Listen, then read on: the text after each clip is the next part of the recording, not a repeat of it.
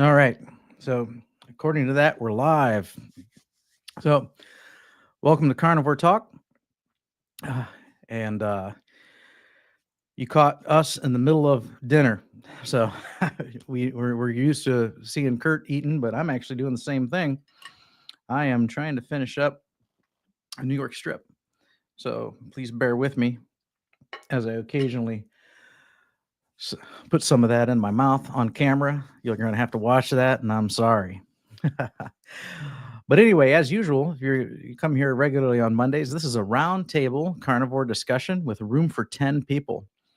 And what's really exciting is last week we did max out at 10, and there was more individuals trying to join. And that was really exciting.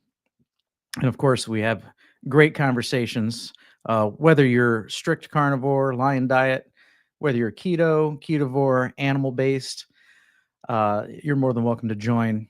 You could not even be doing anything carnivore, paleo, or proper human diet related, and you might have a question that you'd like to ask in person.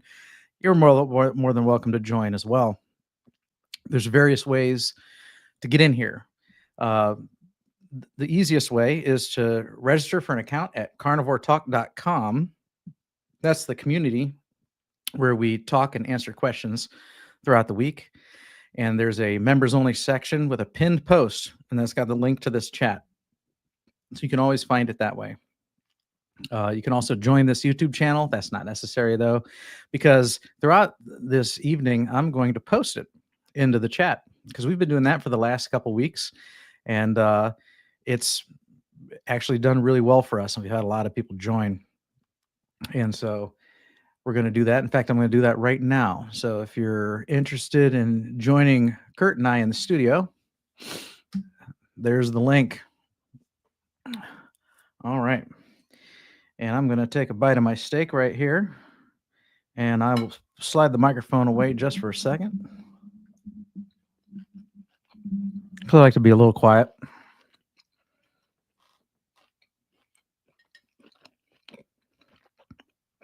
This is a rough way to start, I know, but I got home from work late, and so I cooked late. I contemplated not doing that, not eating until afterwards, but when I did that before, we were on until midnight last week. So that was another record too. Not only do we have 10 people, but we also had 4 hours worth of discussion. And so then at midnight, of course, I didn't want to cook a big meal. And so I had some bologna, high quality, but I just wanted something to kill the hunger so I could go to sleep. So right now I've got a New York strip on my plate that I need to finish. And let's welcome Rockin' Keto Amy to the screen. How are you doing today? I'm doing fantastic. I had picanha, smoked picanha, and smoked tri-tip today because I wanted to do a little experiment and I wanted to see which one was better.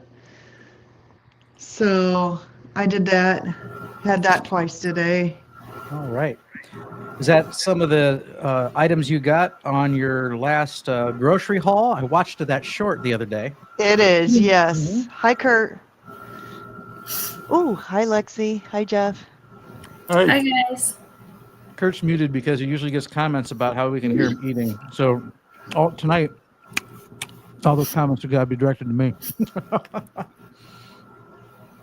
All right. Well, it's good to see you. How you doing, Lexi? I'm okay. Had a rough day, having some family issues, so I'm gonna probably have to move out of my group home and in with my sister, so I'm a little stressed. All right. Well, I'm sorry to hear that, but we invite you to kick back and relax and enjoy some good association tonight with your fellow brothers and sisters in the proper human diet. I baked some spare ribs today. Awesome. They were so good. Oh my gosh. I'm eating on camera. My apologies. You're good. All right. Way to go, Bob. And hey, well, Kurt gets such good attention and commentary. I needed to compete, so I brought a steak to the camera. And Jeff, how are you doing? How's Texas going for you? Hot, and I'm tired. Mm-hmm. We've been busting it hard down here. Packing. We're we're getting our place ready to sell, and photographers coming out tomorrow, and so to take pictures of the place for the listing. Mm-hmm. And so we've been really humping it, trying to get the place cleaned up and looking nice, for the pictures. Yeah, very good. Is the place you're interested in? Is that you have a contract on that, and does it have Yeah. a contingency? Does it have a contingency about your new property? No, Or, so no, you're getting it regardless. Yeah, the owners wouldn't accept a contingency, Mhm. and so we're applying for a loan, a bridge loan, and when that goes through, we'll close. We're under contract now, and so we're looking at about another 25, 30 days before we close on the new place. And then our house, when it sells, it will sell approximately for about the same amount, low or high, is what we're buying that place for. So Mhm. it'll work out. When this place sells, we'll just pay the other place off, and we'll own it lock, stock, and barrel. All right. Okay, good. All right. Well, good to hear. I understand that's a lot of work, but there's got to be some excitement in there too with getting ready to relocate. Yeah, Mhm. there's some anticipation. We're really looking forward to this new place. We like the area, the community, what little bit there is of it. We're just getting too crowded around here, where we're at right now. So we got to go where we can be more isolated. Mhm. Papa Carnivore asks, "What is the reason for your move?" I just said it.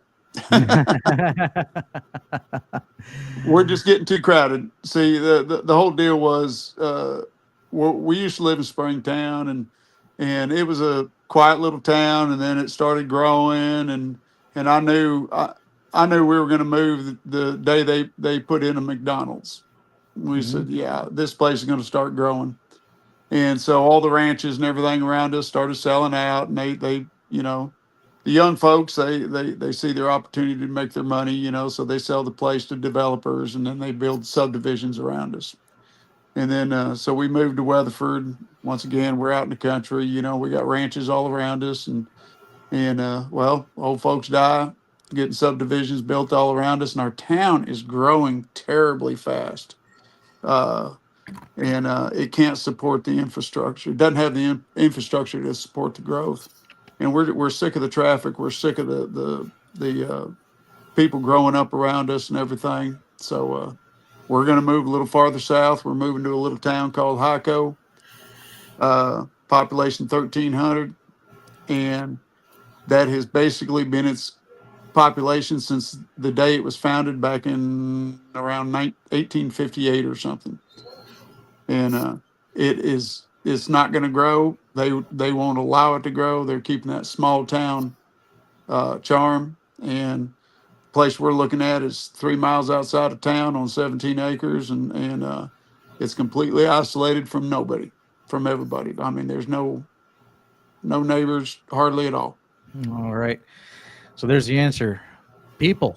That's why Yep. he's moving. Yeah, I don't like people. Yeah. All right. I Let's love rewind. y'all. I love y'all, but you ain't people. All right. Well, this is a good way to connect. You just don't want them building houses right beside you. So Yeah. yeah. I can't live in a city. I can't. I already have enough government telling me how to live. I'm not going to have a city telling me how to live. I've got Yeah. to be out in the country where I can raise my own animals. I can hunt my own animals. I can do what I want. That's how I've always lived, and that's how I'm going to continue to live. I cannot live inside of a city, and I can't have neighbors close by. I need my elbow room. Yeah. I know how you feel. I have a 3/4 acre here, nice big backyard, and there was a 25-acre farm behind us that same thing happened. They passed away. Big developer named Pulte Yeah. bought it, and now they're putting up 50 homes. So now when I look out my backyard, I can see 4 big houses right behind me. I Yep. still have a decent big yard, but we have a pool back there. Used to have some privacy, and that's gone now. So Yeah, they even built right across the road from me. They built a bunch of duplexes, yeah. and you know, we got all kinds of kids over there, and they're blasting music, and you can hear them playing, and my dogs are constantly, barking, thinking that there's something coming on the place. And yeah, All right. I don't have a temperament for it. Let's rewind a bit here, catch up on some chat. We see Maine Runner. Are you from Maine? I was just a guess there. Says, hey, everyone, this is my first time here, and we're glad to have you. We hope you enjoy. And like I said before, if you want to jump on screen, that's permissible too. Anybody who wants to click that link, you just have to have a webcam, a microphone, a little bit of courage. And this is a great opportunity to meet people and interact. And if you're a small YouTube channel and not used to lives, this is a good way to get used to it as well. And then we have Brian Fly Fisherman Dish says, good evening, everyone. Good to have you here. And we'll say hi to Beefy 707 and D4424. And then Kitchen Witch, which we did say hi prior to getting the chat started. And Granny Boo 2. Good to have you here. Glad to see you. All right. And there's Lewis. And actually, Lewis says hi in the chat, and he's about to say hi face to face here. We're going to add him to the stage. Hey, Could Lewis, not have how you had doing? better timing. Yeah, that was impeccable. All right, very good. Papa Carnivore's in the house and wants to know, Rick, where's Rick the Duck Man? He usually shows up at 9 o'clock. So he he does just some odd jobs in the evening. Usually, if he's home now, he says he usually has to get cleaned up, and he joins us about 9 o'clock if he's going to join us, which I kind of anticipate that he'll be here because he's been making a regular show of it. All right. So which one is better? I don't know what that's a reference to. If you could clarify that. Oh, or tri-tip. Yeah, What's he's that? asking me Oh, yes, the meat. picanha or tri-tip, and I'm not gonna say here. It's Because I there's will. a video coming out. it's a video I'll coming say. out. Yeah. I'll say Okay. picanha Picanha. all day long. It's your All face. right. It's your face, Amy. Okay. And we have a fan of the ladies here. We have two gorgeous carnivore ladies, according to Beefy 707. And I think the males on the panel would agree with his assessment there. All right. And we have Dembo. Dembo says he's watching from Gambia. Wow. All right. Awesome. That's I'm gonna punch that up on the maps right now just to see. It sounds like it's on the other side of the world in the southern hemisphere, but I just want to double check. I'm curious. Gambia. And okay, yep. So that is on the north, south, east, west. That is on the western coast of South Africa there. So yeah, welcome. Glad to have you here, Dembo. Let's see here. Some words of encouragement from Papa Carnivore. Lexi, you're going to be fine. Everything's going to work out.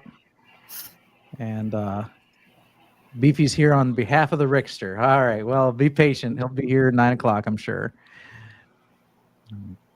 Don't mind eating on camera at all. Okay. Well, I'm glad. I think I went back when we were before we did live streams, we did Zoom meetings, and I would eat on camera during the Zoom meetings, but that felt a little more private because we weren't broadcasting it to the world. So I think this is the first time I've actually ate on camera during our lives. All right. Beefy walked 2 miles today. All right. Amy says if I had food, I'd be eating too. And okay, there was the clarification. We'll have a video review coming out soon. So go over there and subscribe to her channel. That's Rockin' Keto Amy, if you want to know the answer to that question. All right. let's see here. Papa Carnivore did 8.5 miles in the hot and humid weather of South Florida. Excellent. You I probably felt dropped like I did that. I felt like I did that much just weed eating today. you probably dropped 10 pounds just from that walk. I It's cooled guarantee off I didn't in gain Ohio. nothing. I didn't even eat as much as I normally do. You know, in hot, muggy weather, I don't get hungry. No, So, yeah. I only ate a 1 pound ribeye today. I didn't feel like eating any more than that. All right. Darth Carnivore is in the house. Welcome. And he joined us on screen last week. That was a treat. And let's see here. We have a lot of votes for Picanha. If people are, place your bets. Place your bets. What is going to be the results when Amy drops her video? All right. And then if you win, what do we win? All right. So, and then we have Steven Barrett says, welcome today to everybody. So, okay. All right. That catches us up on the chat. All right. Okay. So, has anybody eaten anything exciting over the last week? Anything different? Try a new recipe? Add something to their diet? Subtract something to the diet? That's just a question I like to ask because as carnivores, or those who are mostly carnivore, we do tend to be creatures of habit. But last week we kind of talked a lot about recipes, and we gave an honorable mention to like Chris Cooking Nashville and Courtney Luna. And so I was just wondering if anybody maybe explored some of that. I haven't. I'm still a creature of habit. You saw me eat my New York strip, and that's my staple: New York strip and eggs. So. When I've got excuse me, when I've got time to get a little creative, I've tried some of Courtney's recipes and some of Chris Cook and Nashville's recipes. I'm always trying to find that elusive, perfect carnivore bread recipe, and I haven't found it yet. I did like Courtney's recipe for her egg bread, but it was too moist, too eggy. I mean, it was all right, but it was nothing special. I would rather make her bread recipe and make muffins out of it and add like some bacon or something to it and some cheese and change it up a little bit, make a muffin out of it. I think that would be a good deal. But all I did this last week, I went to Costco and I bought me a rib roast, and I sliced up. I think I got 10 ribeyes out of it, 1 pound each, and I got 6 pounds of hamburger, and made half-pound hamburger patties out of that, and I smoked them on my smoker, and that's what I've been eating on ever since last week. And Jeff, that's what I had today. what is your Costco charge per pound for the roast? It was $8 and some change per pound. Wow, So that's great. I spent about $200 on that rib roast, but I got 10 steaks out of it. No, that's great. It's much more expensive here in my Costco. Yeah. So Yeah. it's quite a savings. Mm-hmm. Are you talking about ribeye, or are you talking about? Yeah, ribeye. With the bone whole in, rib right? roast. Pardon? With the bone in? No, I didn't get No the bone? bone in. I'll tell you what. Here, it's gone up like $3 a pound. It was like $10 or $11 a pound, and now it's up to it's close to $15-16 a pound for choice. Wow. I won't buy it. No. Well, what's a single cost? I don't even look at singles. $21.99 a pound. I don't even want to think about it. You mean single ribeyes? It was like $19.99 a pound, I think, at Costco or Sam's. Right. Oh, you're lucky. That's cheap. That's cheaper than down here. I know that. That's why. And where are you at, Amy? I'm in northern Indiana. Okay. Yeah, it's it's much cheaper down here, and just buying the whole rib roast and cutting your own. You know, Yep. you can cut them whatever size you want. I like a 1-pounder, and Yeah, I know I exactly. do. I do that when they go on sale for the holidays. I stock Right. up. So it's the best way to do it. Yeah, it's a Yeah. lot of That's what money I up do front. too. Yeah, it's a lot of money up front, but it's a lot cheaper in the long run. I'll tell you, Bob, I'm gonna have to. You've cursed me because I'm hooked on New York Strip. Oh yeah. Yeah, when I went in and bought, it was earlier this year when they usually have meat on sale, and I went in and they had the New York Strip for like $7.99 a pound. I Hmm. went in there and bought 4 whole loins. I spent like $400 or $500, and Easy to do. Great. I Easy. it's about gone. Mhm. I'm addicted to it. I had 2 last night and I couldn't get enough. Yeah, Yeah. they had them at Costco too, and it was a toss up. I was debating whether to get the strips or the whole loin, or go with the ribeye, and the ribeye won out. Yeah, I just love the New York strip. I favor it a little more than the ribeye, and I think that's because I can control the fat better, you know, because since it's not necessarily marbled throughout the steak, but it's on the cap, and I can sear that cap, or I can cut it off and crisp it up, and then I can eat the fat with it, where it's crunchy. Whereas if it's within the ribeye, then It sometimes I is what might it have is. some rubbery portions that I still struggle with on occasion. So I gotta make sure that if I'm having a rubbery piece of fat, it's got to be with a nice bite of protein with it, so I can kind of mask it a bit, you know. Well, So, I'll Well, tell what I you love about cutting my own ribeyes is I don't trim them. So when I cut a ribeye, it's got every bit of that fat on it. Now, when you buy them in the store, they trim off that end fat because they think Mhm. people don't want it. You they know, take and the that's lip what I off. love about. I keep every bit of that intact. Yeah, the New York Strip I got. I don't know how they got it so cheap at $7.99 a pound for customers, but that's marbled inside. It looks Wow. almost like prime, but it was choice. So mhm. yeah. So has anybody else noticing the cost of beef going up lately? I So haven't. I'm a Sam's Club shopper, and you know, New York strips were on average 11.99 a pound. Now they're averaging 12.99 or 13.99 a pound, Yep. Yeah. and that's again, I've that's for noticed choice, not prime. like a And dollar. yeah, A dollar difference. everything's and the same with the ribeyes. They've gone up a dollar.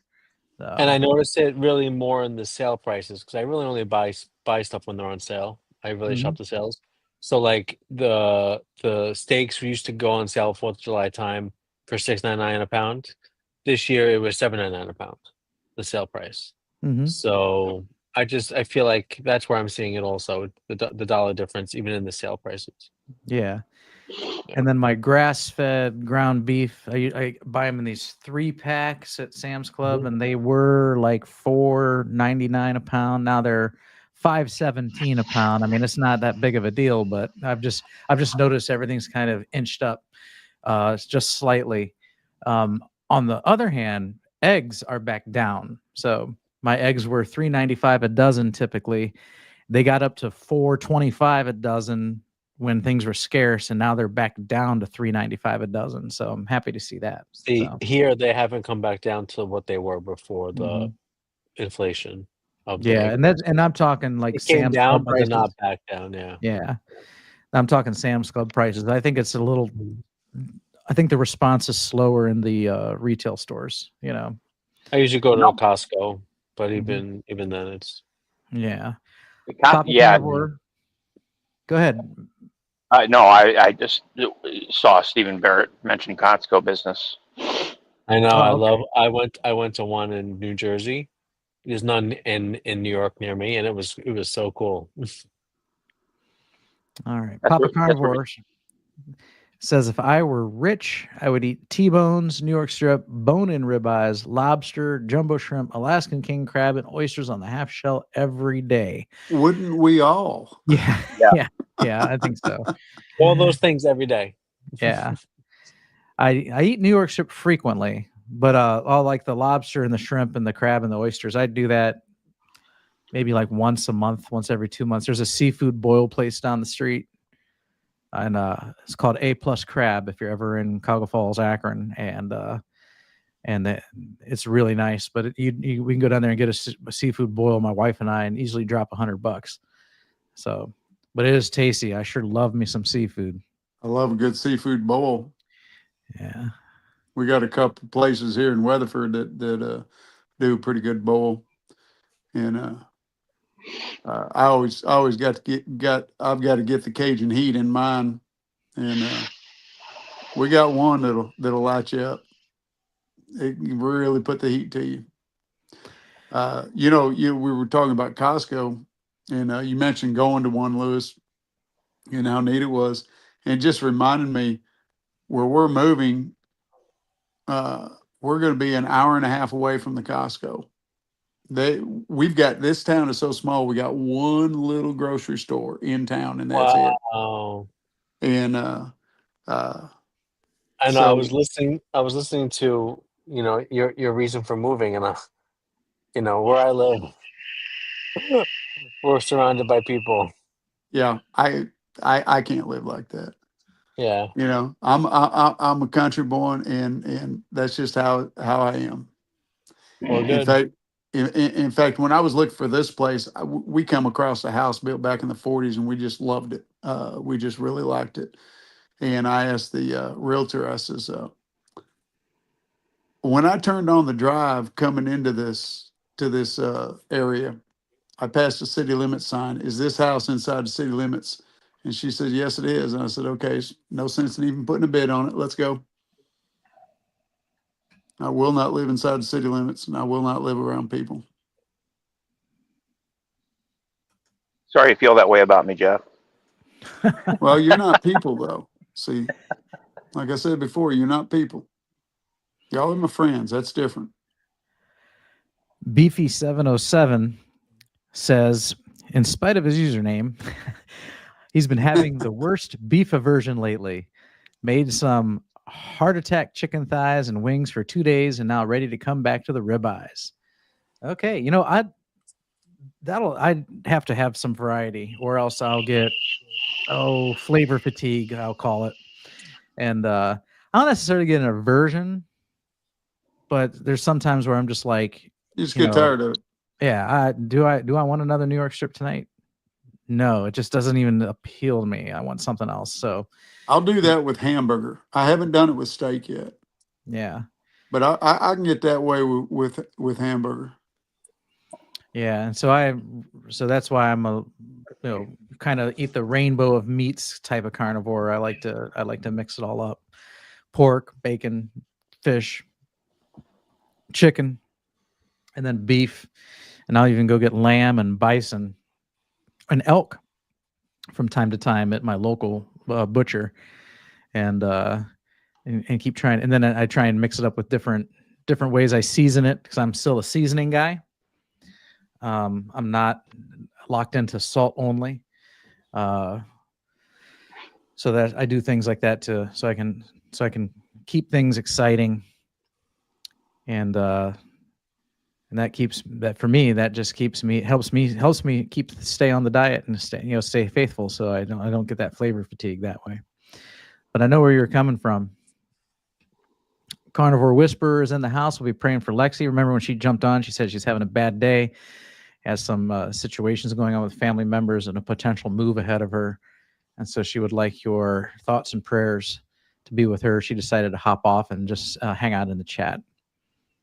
Papa Carnivore says, I've never had any meat aversion. I've had a massive vegetable aversion since I was a little kid. Yeah. Some of us, and I've said it before in some interviews I've had, I think some of us are born carnivores. And I don't just mean from the ancestral standpoint. I'm talking, you know, we just have a natural aversion to vegetables. I've been that way all my life. I've hated vegetables. I've never liked them. Uh, I I practically had a vegetarian dog because I'd feed her my vegetables under the table when I can get away with it. You know, uh, yeah, never liked vegetables. I think all kids are, you know, that's why you always see, you know, kids resisting eating the broccoli and stuff like Yeah, that. I think yeah. it's So, natural for us, you know. well, and I think you just said the key word, natural. Hmm. You know, you put a vegetable in front of a carnivore. You ever watch the compilation of videos where people try to feed Hmm. their dog a piece of broccoli and the dog Yeah, they looks at them smell like, it you and know, they it's like, yeah. you're out of your stinking mind, you know?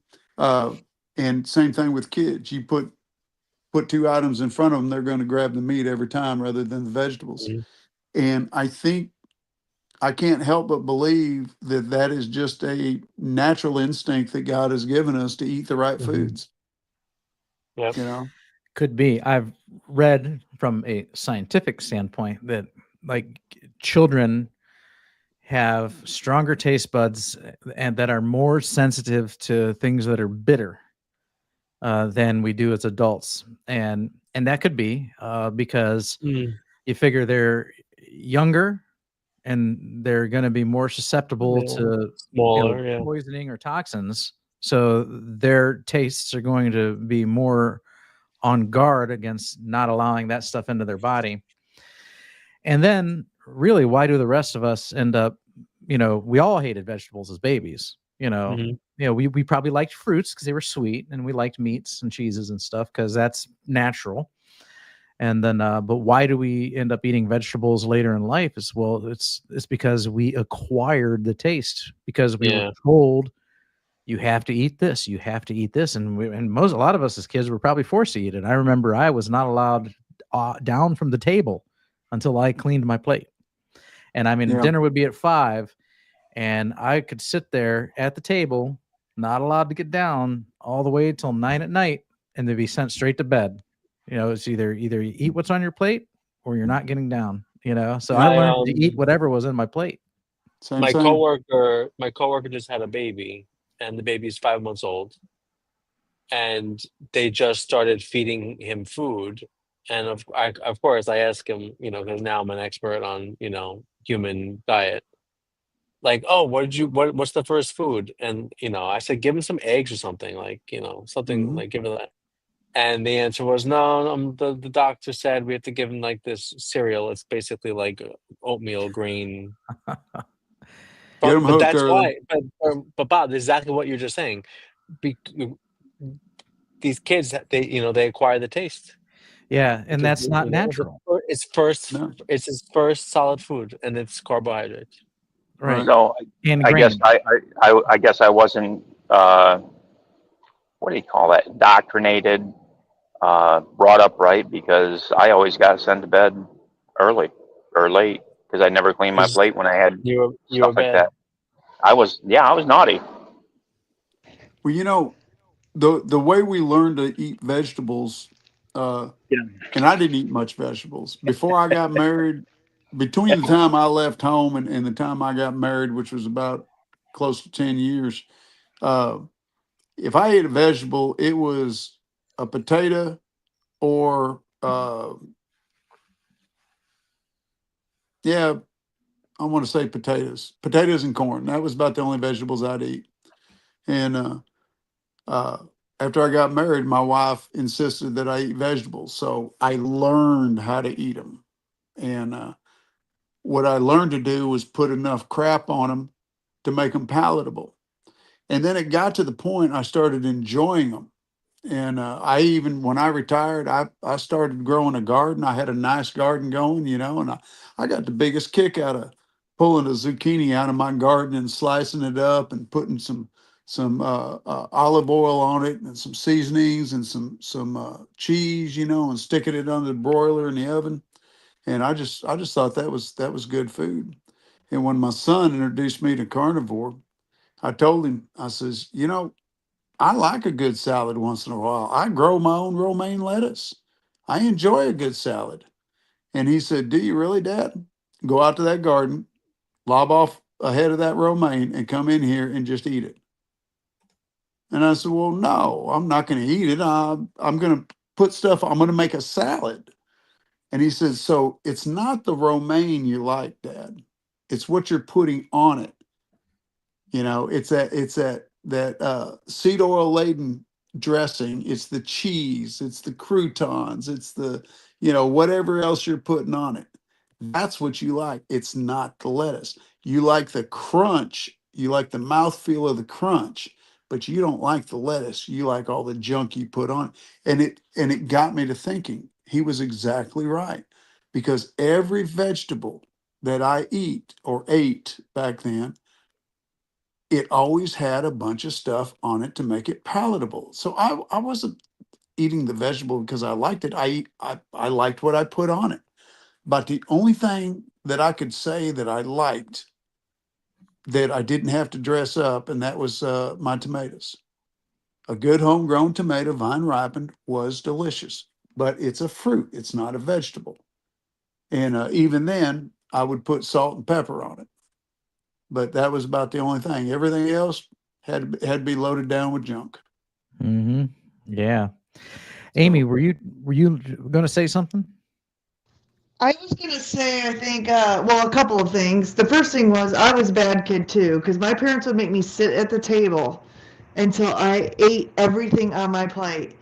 And I remember as a kid, my mom made this suey. It was horrid. Sorry, Mom. I doubt she's going to be watching, but you know, we were a big family, 5 kids, and so like they would be creative. She'd use the meat from the day before to put into the chop suey. It was disgusting, and I hated water chestnuts. And I think that La Choy mix had the water chestnuts in it. Mm-hmm. And they live next door still. So we have these 4-season rooms, right? And I couldn't throw it in the trash because my mom was sitting in the room next to me. So she would hear me if I threw it in the trash. So I tiptoed out into the 4-season room because they have one too.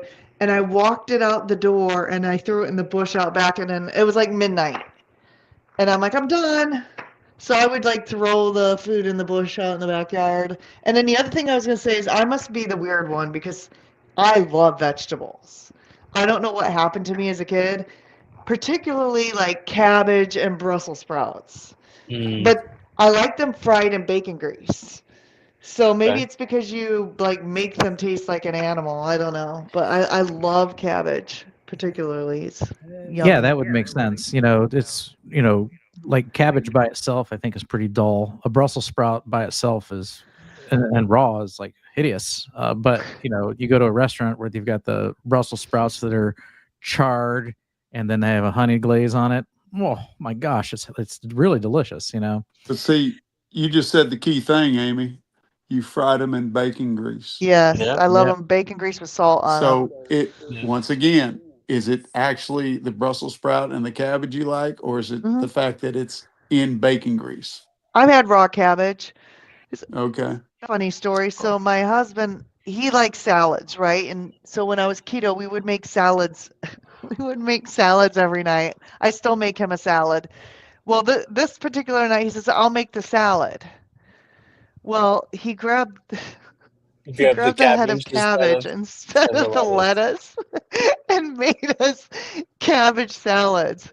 And we ate them. I mean, yeah. I wasn't gonna. I didn't want to pick on them too hard. We ate them, but My mother-in-law makes a yeah. salad. She shreds a white cabbage and just puts lemon juice and salt. It's delicious.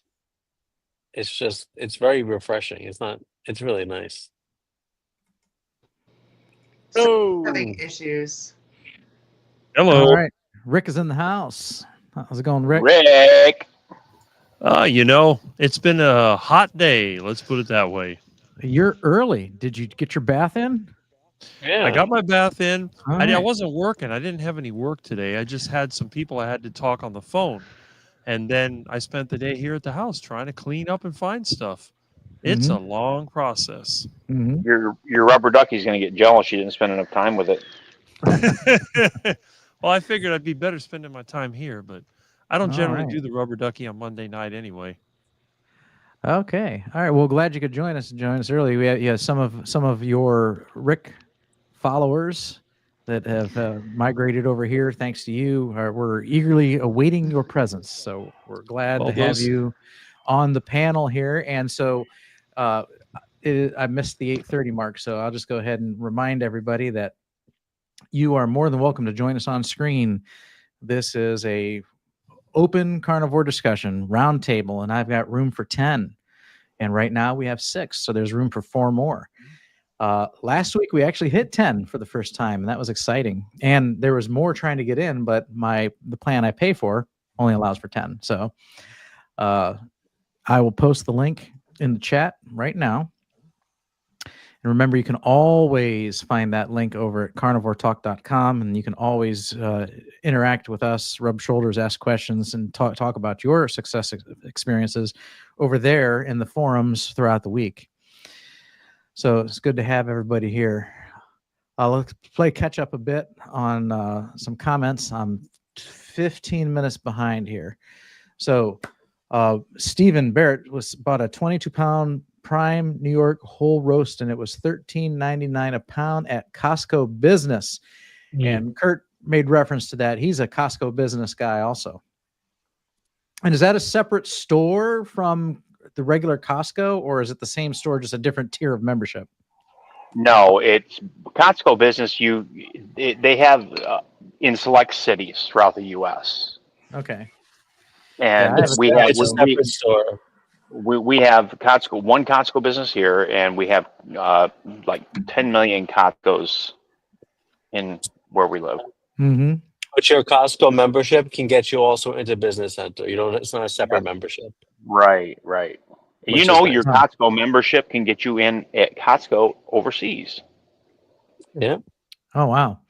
I'll still have to check out Costco. So we have one nearby. It's just a little further drive than my local Sam's Club. So I've never bothered. Because I always figured they were all the same.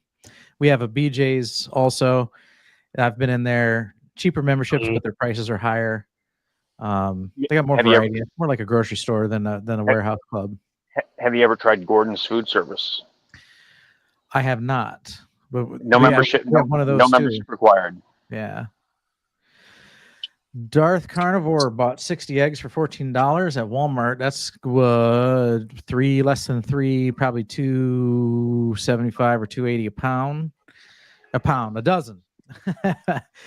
So yeah, that's a good deal. Mine at $4.95 are the pasture raised. I could get the just plain white eggs for much cheaper, but I always get the pasture raised ones because I've been convinced that that's the way to go.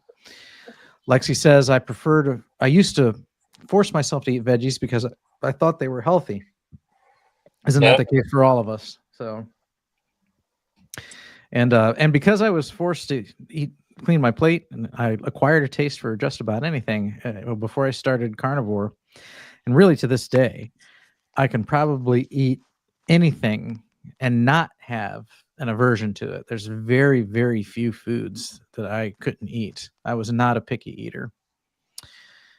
Eggs are $2.79 at Aldi in South Florida. Nice. Right.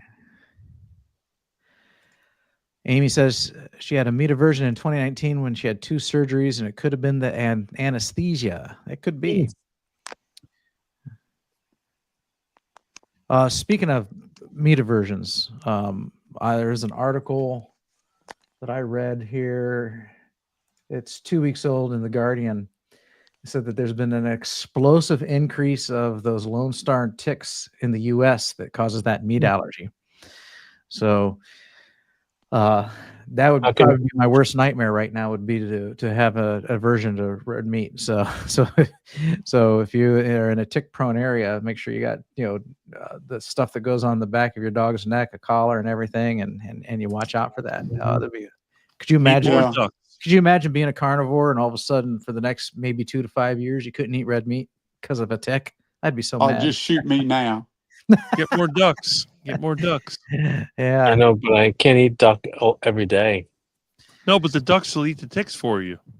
Well, not at this point. It's too late. We're already. Yeah, well, so do possums, but I don't want to eat a possum. Jiffy's Meat is imported and will continue to go up. How can I is the beef I buy imported? How can I tell? You can't. I don't know where you live, Jiffy. That might be in maybe another country where that's just the case. I think here in the U.S. is most of it's local. No. No, you don't think? No. I've heard JB. it's imported. JBS. Yep. JBS. We Oh, do okay. import a lot of beef from South America, Brazil. but a lot of your hamburger is going to be from South America. If you like buy the big package rolls, if you buy it in the store, that was ground in the store, it's possible that it's going to be somewhat local, but I don't know. I can't say for sure where everybody gets theirs. Now I know most of ours here in Texas, where we're at, is going to be local, and of course, now right now I'm out of beef until I Move. process another cow. I'm out, and I'm not processing another one until this winter. So I right now I have to buy my own beef. Hey, Lewis, I just wanted to mention, you were talking about where, imported beef and whatnot. If you go to Business Costco, you go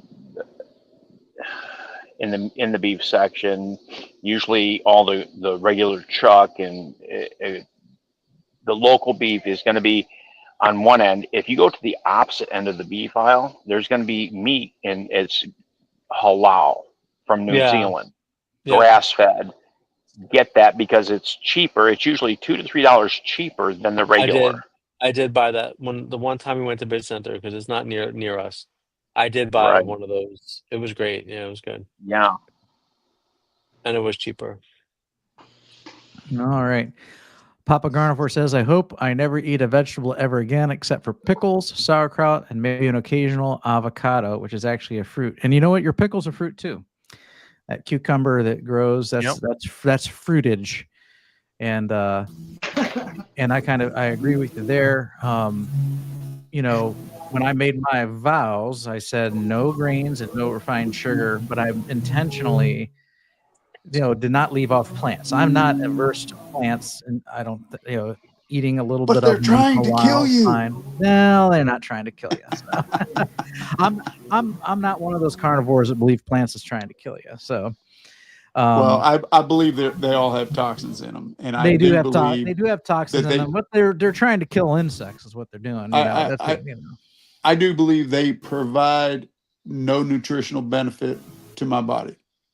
So therefore, I choose to not eat them because they don't do anything for me. If you like them, and you want to eat them, that's your business. That's your thing. Just for me, nah. They don't do me any good. I don't want them. Yeah. If you're eating a proper human diet as it is, you're getting everything you need from your animal products, and the vegetables are really not adding any benefit to you whatsoever. No. Just like Jeff said. So that's when you're eating for entertainment rather than for nutrition. Yeah.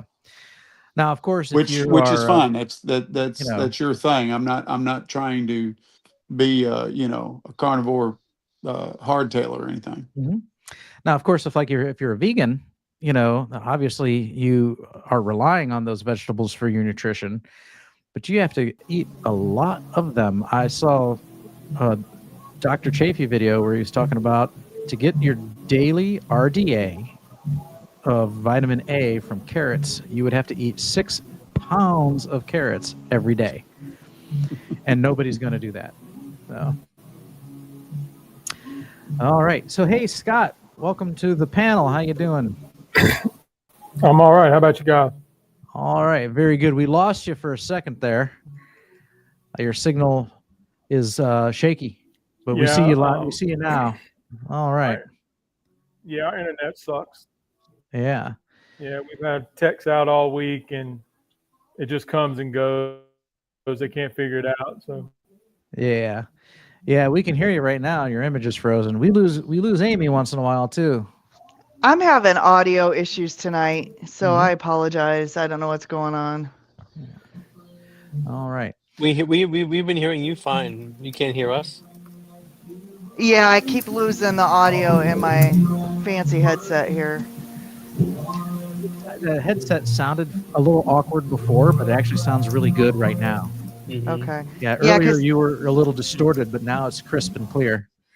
Yeah, because it kept trying to connect my microphone through the iPhone instead of my expensive headset. So I don't know what's going on with the audio with StreamYard.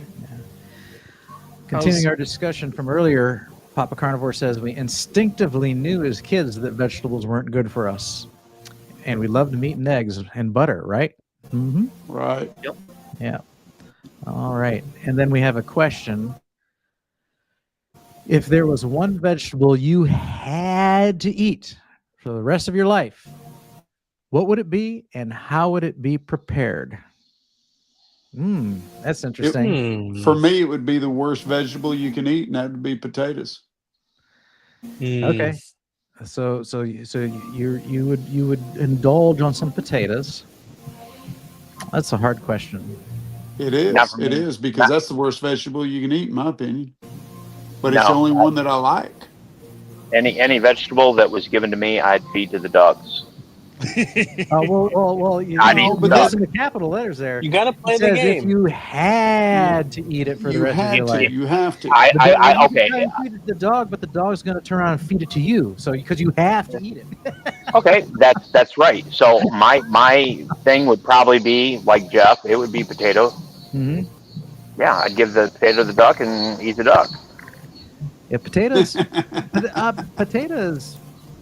Eat potato by proxy. That's actually a worthy one worth mentioning because I used to eat a lot of potatoes and they're pretty diverse. You can make them different ways.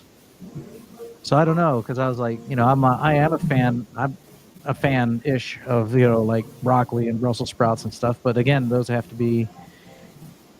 All of these, the potatoes got to be cooked. So. No, you can't eat it raw. Yeah. One of my favorite campfire meals around hunting camp was fried potatoes and heart and garlic and onions. I like artichoke hearts, but I'm just thinking, like, what would you if you had to eat one forever? I think potato's a good contender. That's been a staple for hundreds of years. Yep. So that makes sense. Snap beans. How about you, Papa Carnivore? You admitted that maybe yours would be the pickle. The pickle. Yeah, I guess it would be a pickle. I mean, that's the least offensive thing. I couldn't stuff myself with potatoes. Oh my God, those are so disgusting. If I gave Rick a potato, I think it might kill him. Oh, so there's a good. You know what? So you could answer this question with what's the vegetable that you would prefer to eat if you had to eat one for the rest of your life, based on taste. But what Papa Carnivore says actually brings up a good point. What if you didn't choose that based on taste, but you chose it on what would be the least damaging, Right? As far as gaining Okay. weight or toxins That go. changes and then everything. and then a cucumber is actually a good choice Yep. because a cucumber Cucumber. is basically crunchy water.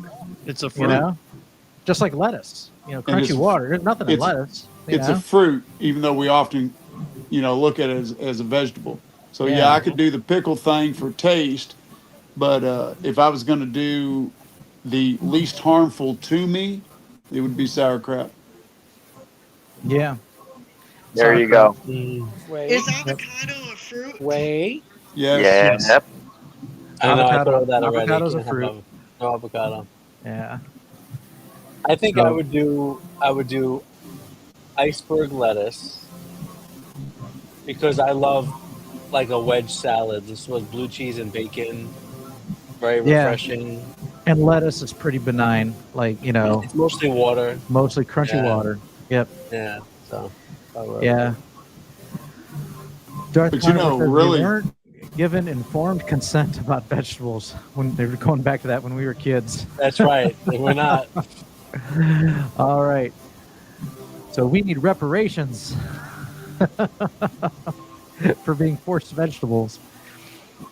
All right. No Slow's in the house.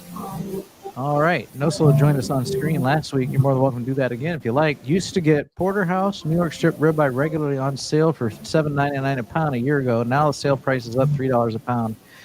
Yeah, no, that's true. I remember like Memorial Day and Labor Day, and sometimes 4th of July, I could go down to the local grocery store, and New York strips would be on sale for $6.99.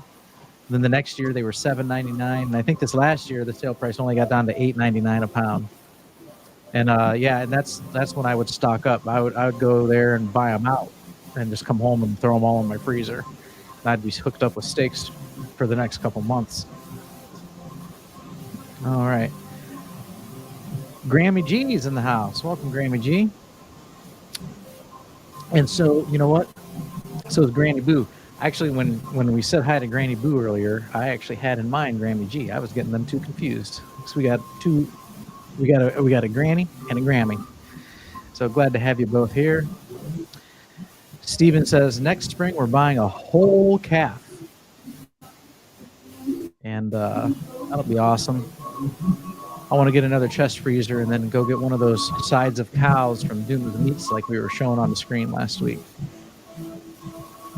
I'm hearing some music in the background. Someone's got some music playing.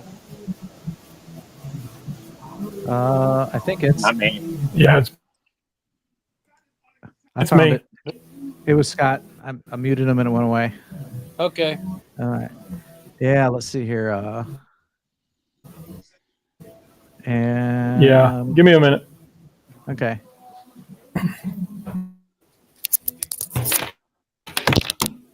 Rick, you needed to hose off after cleaning up all that stuff. Got that right. You know, Rick, you clean up nice. Well, thank you. Oh, he showed up in a suit last week. Yeah, that's right. Yep. He had a suit and tie. He was looking pretty sharp. Rick, did you find your flywheel? Not yet, but I'm getting there. I came up with a new plan. Are you taking sections of the garage a little at a time? I'm putting the stuff in the van, and then I'm picking through it. That way, if it rains, I don't have to worry. Usually, I got to take everything out of the garage, pick through it, put it all back. So I cleaned all the junk out of my van today. I got a couple more things in there. I had stuff from offices, appliances, electrical, plumbing, everything. You know how it is with a van. You finish the job, you throw it all in there, and you keep driving, and it piles up and piles up. Pretty soon, you can't even see out the back of your van. So I started working on that. I'm getting there. But then I came inside. It was hot. You know, I had my heart attack chicken. Then I watched some videos, and then back outside and inside. And then I had to cut the poison ivy was growing over there around my van, so I cut it back. You know, I got to keep the yard in some kind of shape.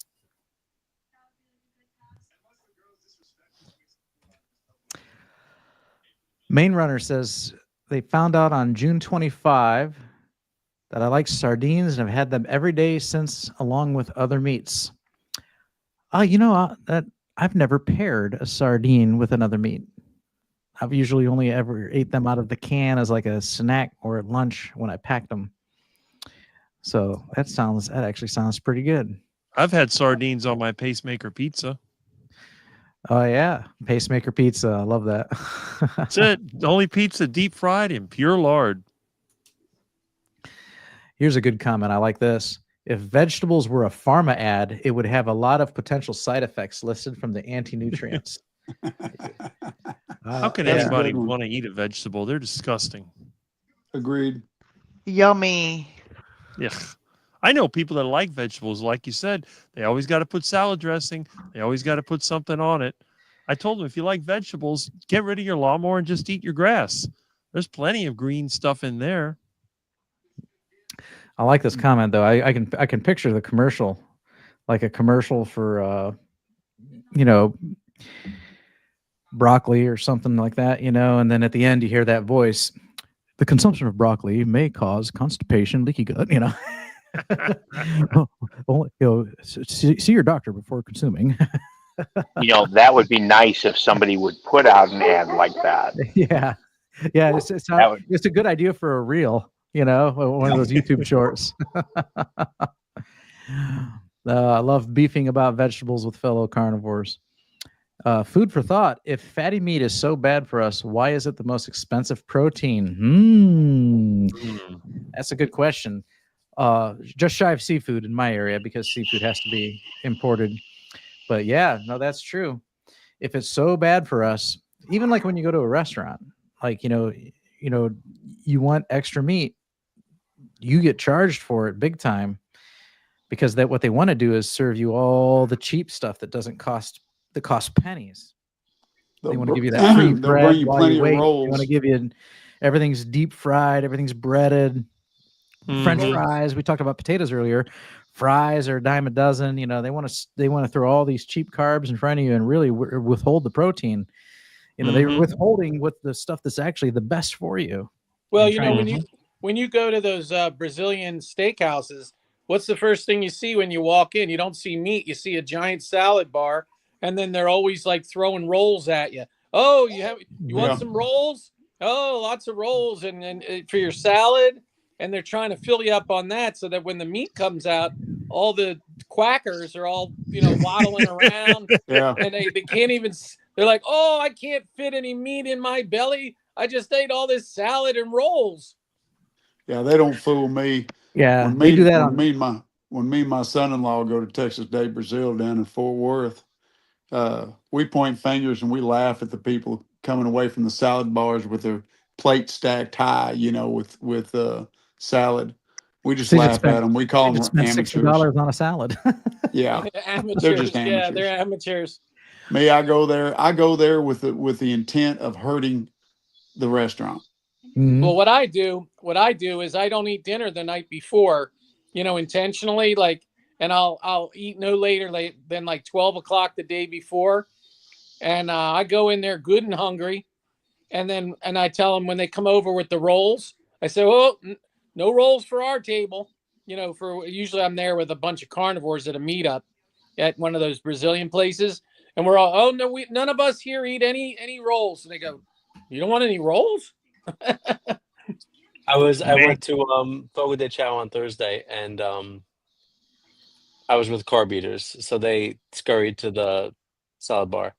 And I sat down and I told the server, I said, I will not be going to the market table. Can you please bring me a plate? Because they don't put plates on the table. They expect you to go. They expect you to go to the salad bar to get your stuff, and that's your plate. And she was like, okay. And then I had to wait 10 minutes for her to bring me a plate. I could have just went and got one myself, but whatever, it's fine. So I hear all this stuff about Brazilian steakhouses, but I never get invited. What's up with that? Well, maybe it's your personality. If and when you ever come, yeah. I love you, man. I love you. If and when you ever come down here, I will take you to. I got the same problem, meathead. What's you saying, Jeff? I said, if and when you ever come down here, I will take you to one. If and when, well, my in-laws are going to be here for 6 months, so I'm stuck here all winter, brother.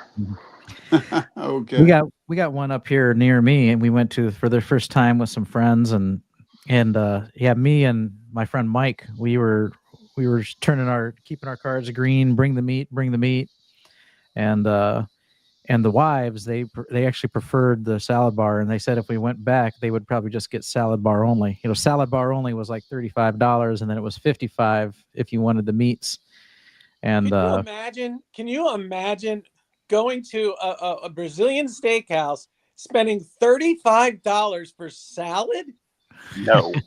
Mm-hmm. Well, I had to. I paid $55 a head, so I paid for me and my wife then, and I enjoyed it a lot, and I outate everybody because I was just like, keep it coming. Yeah. And I hate it when they'll come by with the chicken. No, get the yard away from me. Yeah. No. I don't want that. I skipped the chicken. Yeah. But they come around with all that stuff, the Parmesan pork and the bacon wrapped chicken, and they look at me and I'm like, can you please bring me the picanha and the ribeye and the pork belly? And they're like, yeah. And what is this, Fogo de Canal? I ate most of whatever they came. Most of you know what I do do like there? Where's Iguana? What I do like there is they've got those beef ribs. Oh man, those are good. Yeah, those are good too. I But even you like go the to- pork I have rib, to ask for them. I have to ask for the beef ribs. They don't bring them out. but I do like they have the little link sausages that are good. I'll eat one, just like one sausage, just to get that flavor. But the rest of it is usually I go for the beef or lamb. Sometimes they have lamb. I like lamb. Ours Yeah, has I ours got has lamb and some of the and their lamb is very good. very Yeah. good. And they've got the best sirloin. They got Oh yeah. picanha too, but they have got Yep. the best sirloin I've ever had. Wow. I love them. Yeah, when I went, I tried everything they brought. So I did have like the Parmesan pork and the Parmesan crusted chicken but then when they brought it back around, I was like, there was some of it where we just started passing on because like a lot of the chicken was dry, and it was kind of hard to eat. So Beefy says, when I was in my keto phase in 2018 to 2021, I would always say vegetables are just a vessel for butter. And that is true. So, because most vegetables, you're going to you're salt and butter. And so what are you really enjoying? The salt and the butter. Wank. Hey, so Amy, so how is carnivore going? Because you just kind of moved over from keto fairly recently. What are you thinking about this carnivore thing so far? It's going fantastic, honestly. Like, Really? I'm not really craving anything, which is weird. Yeah. But maybe it's because I was so strict on keto that, man, I'm gonna crave cheese for like a week. I have not. Now I do have cravings. Like I still get snacky through the day. Yeah. But I explained this, I think, yesterday to Lewis. I'm not like, I know people should fast in between meals, but because I'm switching things up, I'm not really doing that right now. I will like grab a couple pats of butter if I really get hungry during the day and just like toss those in my mouth like that, or a piece of bacon. So like instead of snacking on cheese or whatever I used to snack on, or hard-boiled eggs, I'll just grab a couple hard-boiled eggs or something like that and just have that as a Yeah. snack. And So snacking on pure fat is better it's than. going great. So the reason my why for all this is I have been just so exhausted lately. Like 2 Sundays in a row, I was paralyzed. I couldn't even get out of bed, right? I just couldn't Wow. get out of bed. Huh. And so you guys all talk about this energy, like this insane energy.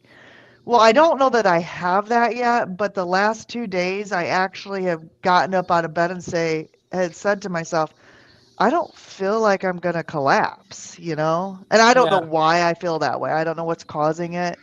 But Well, the last remember couple too. days I'm like, maybe I'm starting to turn a corner. Well, remember too is you're drinking like a ton of coffee still with a lot of caffeine, right? Can you hear me? Yeah, we can't hear you. No, we lost sound on her. You're muted, Amy. She's been having troubles with her audio. You're in timeout, Amy. I seem to have the least problems, and I got the junkiest equipment.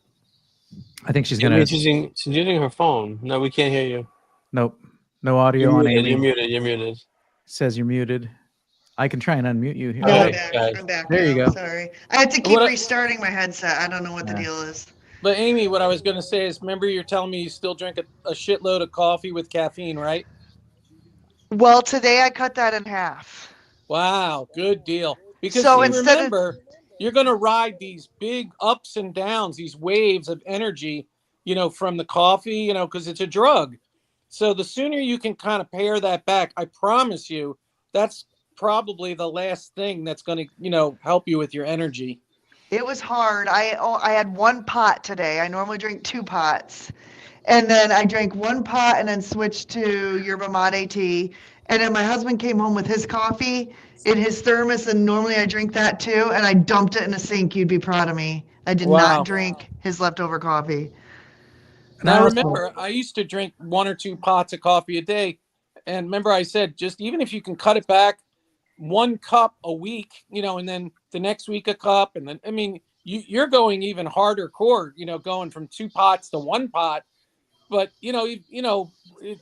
whatever way you feel comfortable doing it. But I promise you, if you can get down to just like a cup or 2 of coffee a day, that's all I do. Usually a cup or 2 at most, usually 1, but sometimes 2. Is this a You're cup? gonna see a lot more energy. I promise you. I promise you. No, That's that's a your mug. Go Irish. that's your cup, Amy. That's 40 ounces, I think, right here. Is that one cup? Because No. to me, that's a cup. Wow. You I know, wanted to comment on the energy thing. So my perspective on that is a lot of people talk about all this energy, and if you're hearing it, it might sound to you like, and I use the illustration of like when Mario gets a mushroom and becomes Super Mario. All of a sudden, they're bigger and more powerful. And for me, that's not what it's like, you know. And I think that's the wrong impression. I think that's what the impression that most people get, but I think it's the wrong impression. When I say I have more energy than ever before, I have a sustained energy, kind of like the Energizer Bunny. I can go about my tasks and I can continue going and going and going, right. and I can accomplish them. Whereas when I was on the standard American diet, you know, I would eat and have a crash, you know, or I'd go to work and then by mid-afternoon, I'm spent. I'd come home and I couldn't do anything besides sit in the recliner and probably chase my woes down with a beer, you know, and I just had no motivation to do anything. But now I could work a 10, 12-hour shift, 14-hour shift, and just, you know, whatever is required of me to get the job done, I can keep going until it's done because I have a sustained energy. So it's not like, you know, thanks to Carnivore, I'm like, you know, power up, you know. That's not the energy increase that I experience. And I don't think that's really the energy increase that most people experience, but they have the sustained energy. And then when you were obese and lethargic and unhealthy, you know, a quarter of the day got away from you, and then now you were whipped, you were done for the day, you know, and you didn't feel like doing anything anymore. That gets better, you know, because you're healthier, you're eating better. Yeah, I believe. And so you're able to keep going and going and going longer than you were before, but you don't get this like superhuman magical energy, you know. So Yeah, protein is like Yeah, I think that's a all great natural explanation. Hyalus. Well, I just want to be able to get out of bed in the Yeah, morning I because think it's a great I'm not explanation. functioning. You know what you just did, Bob. what's that? Yeah, I'm sorry. I think that was a great explanation, Bob, because it was. I'm in pretty much the same boat. I haven't found that mental clarity that people talk about. I do wake up clear, but I don't have that total mental clarity that people talk about. And I have that sustained energy that you mentioned, but not crazy energy. But I will say, after a 72, 96, 120 hour fast, that is crazy energy. That is just, like bouncing off the walls, not like anxious or anxiety or anything like that. It's like I pull a 12 or 14 hour shift after 4 or 5 nights on the fast, and then I come home, and that's 60 to 72 hours in a 5 to 6 day period of work. And then when I get home, I work all day in the shop. I mean, I do everything, and then late at night, I go out and walk again. I do 3.5 miles in the morning, 3.5 miles in the evening, and that energy is just incredible after a fast. But normal day to day, eating once a day, sometimes twice a day, it's like you said, it's sustained. It's better than it was, and I attribute that to being 95 pounds lighter than I was when I started. So I'm not carrying 100 pounds around with me that I was carrying 14 months ago. So I think that's a big part of the sustained energy. You know, your physical load every day is a lot less than it was. But yeah, similar to you, sustained is probably the better word. But I will admit, after fasting, that's crazy energy. And probably because with the fast, now you're tapped into your own fat stores and just you have a direct line, you know, to the ketones and the triglycerides coming in, melting off your body into your bloodstream, because that's where your energy comes from. So yeah, I could see that too. I think if you were a paper thin person, then the extended fast you might end up getting tired on if you didn't have enough body fat to survive on, you know, to supply that energy. But yeah, I know a lot of people report that too. When they fast, they really feel fantastic. And then it's almost like then you're like, wow, well, where's the energy coming from? You know, So, because you're not eating. Yeah, I was going to That's say the where you same think thing it's- about. I'm still. Are you turning in, Jeff? No, Yeah, I I was mean, just we've gonna all been say, programmed to. Go ahead, Go ahead, Scott. Scott.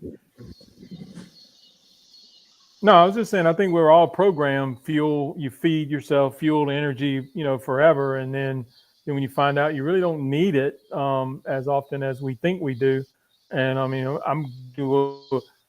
I've actually at the borderline where I'm probably fasting too much health-wise, but it feels really good, so I continue to do it. So I do a 96 or 120 once a month, and most people, when you pull up YouTube, that's too much.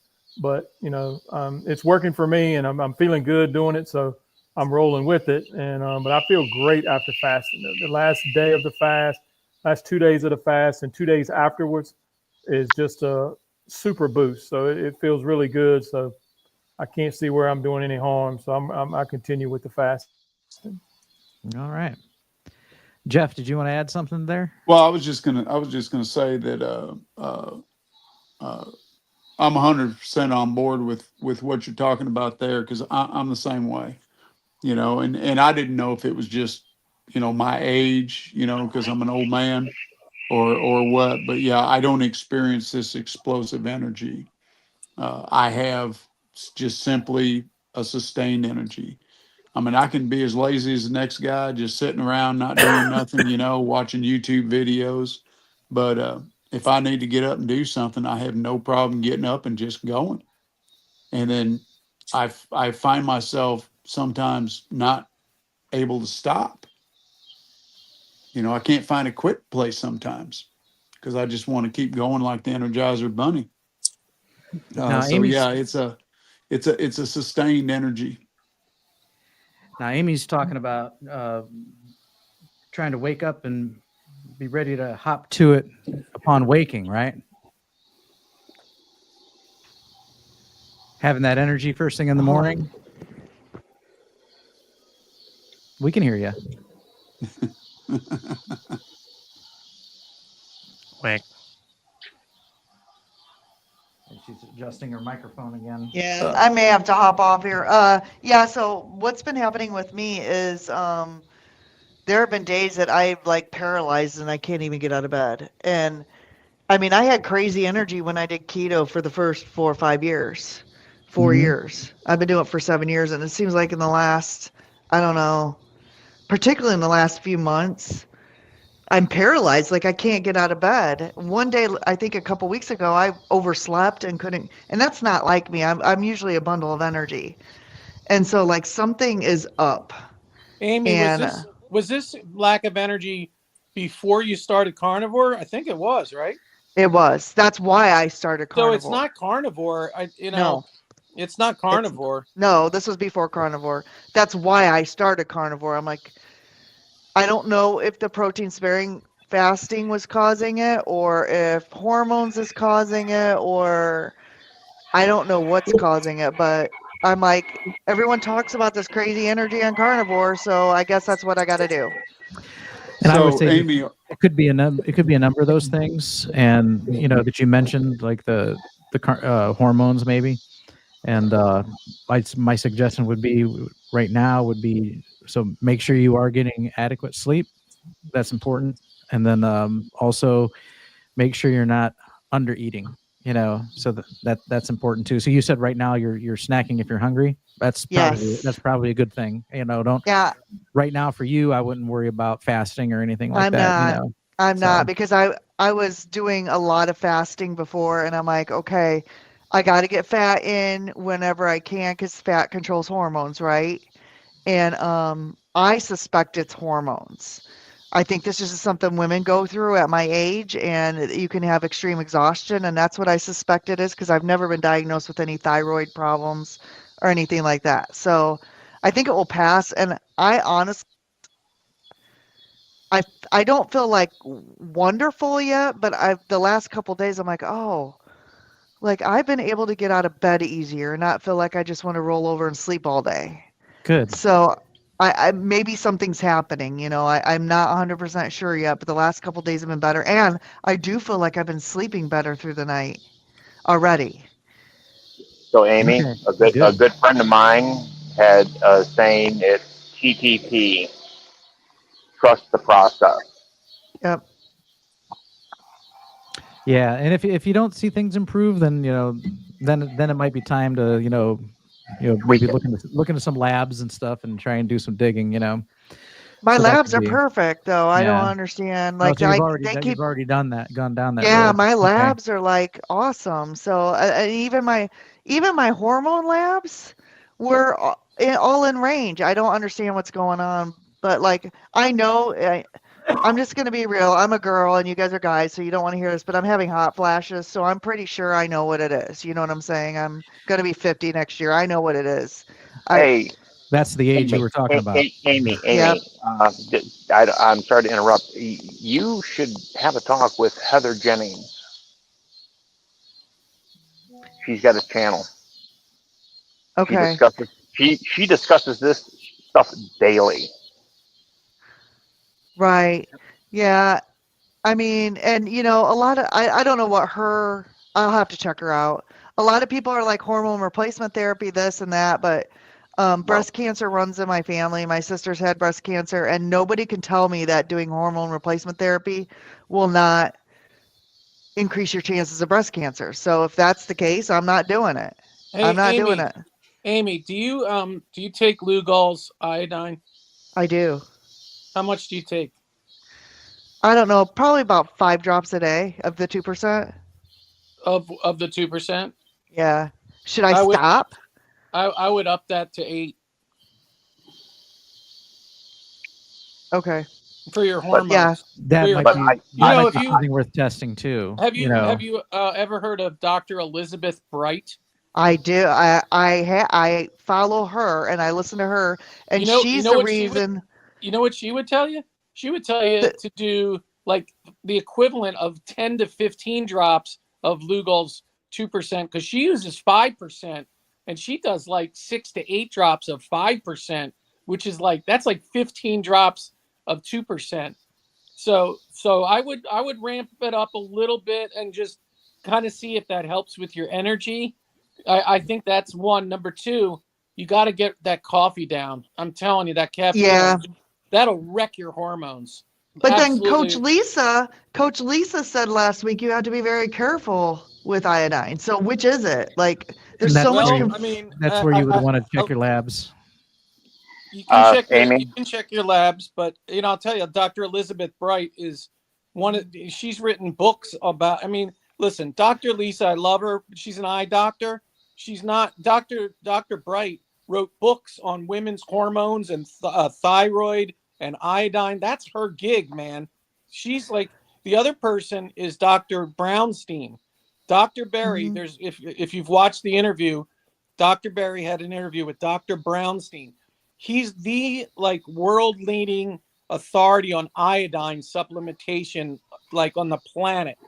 And he convinced me when I was watching him to up my iodine. I take like 12 to 15 drops of 2% because my father died of prostate cancer. So I'm at a very high risk of cancer. Mhm. So that's what he recommends for me. So anyway, I'm just saying these are some things, but to me, maybe iodine, but also the caffeine. The caffeine for sure, I'm sure. Yeah. Um so and I post. the one thing about Elizabeth Bright that I found kind of funny is she said there's no such thing as menopause. And I'm like, say what? Like, okay, tell that to my hot flashes and all the Tell other that to weird my crap that wife. happens. You know Yeah, what tell it to though? your wife. So she keeps her fat at like 75 to 80% fat. Okay, like super high fat, and she does a lot of iodine supplementation. So again, I would just watch some of her videos. If do you know Rena, the Primal podcast? I think it's called Rena. I haven't Um, heard of her. yeah, it's the Primal podcast. It used to be called 5 Minute Hold on. Body. 5 minute body. What was it? 5 Minute Body. 5 minute body. Yep. Yeah, it used to be 5 Minute Body, but it's now called the Primal Podcast. Her name is Rena. She's from Australia, And She's amazing. She's great. she's done several interviews. You got to watch with Dr. Elizabeth Bright. Watch every single one of those interviews with Rena, the Primal podcast with Dr. Elizabeth Bright. She I will will do help that. you. She's written books about women in menopause, you know, and the hormones and all that stuff, and the thyroid. That's where I think your issues are lying, somewhere in there. Yeah, Well, I think so and too. I suspect it's I, hormones. I really do. I put the channel name in there for you. You can check her out. Thank you. We have a question. Steve Barrett. This was at 8:39. This is like 40 minutes ago. I got a question. It's not so much menu related, but the quantity of food that you eat per meal or in a day. I'm looking to be 200 pounds. Currently, I'm sitting at 220, and I've been in this stall. And then he continues, more fat, more protein. What do you all suggest I can try? I'm currently eating 1 pound of 80/20 ground beef in the morning and either a 1 pound steak or another pound of ground beef with 4 eggs. I would How take long- some vitamin P. Vitamin P patients. Yeah. So the question is, how long has this stall been going on? Dr. Barry often says that he doesn't consider it a plateau if it hasn't lasted at least 3 months. Mm-hmm. And he'll recommend the vitamin P, the vitamin patients. Every plateau I was on lasted about 3 months, and then it would break, and I never did anything different. I didn't change anything. I didn't try to trick my body into anything. I just wrote it out. I just figured my body is smarter than I am. It will optimize where it wants to optimize. And every time I thought it, every time I hit a stall, I just figured this is where it wants me to be. And after 3 months, it would kick right back in, and I didn't do a thing to change it. So that's why I say vitamin P, because, really, Steve, you're not giving us enough information. We don't know how long you've been in a stall. We don't know how long you've been doing carnivore. And a lot of people think because they didn't lose any weight this week, they're in a stall. Also, he doesn't mention how tall he is or how old he is. True. And here's the thing, and this is something I try to advise people on.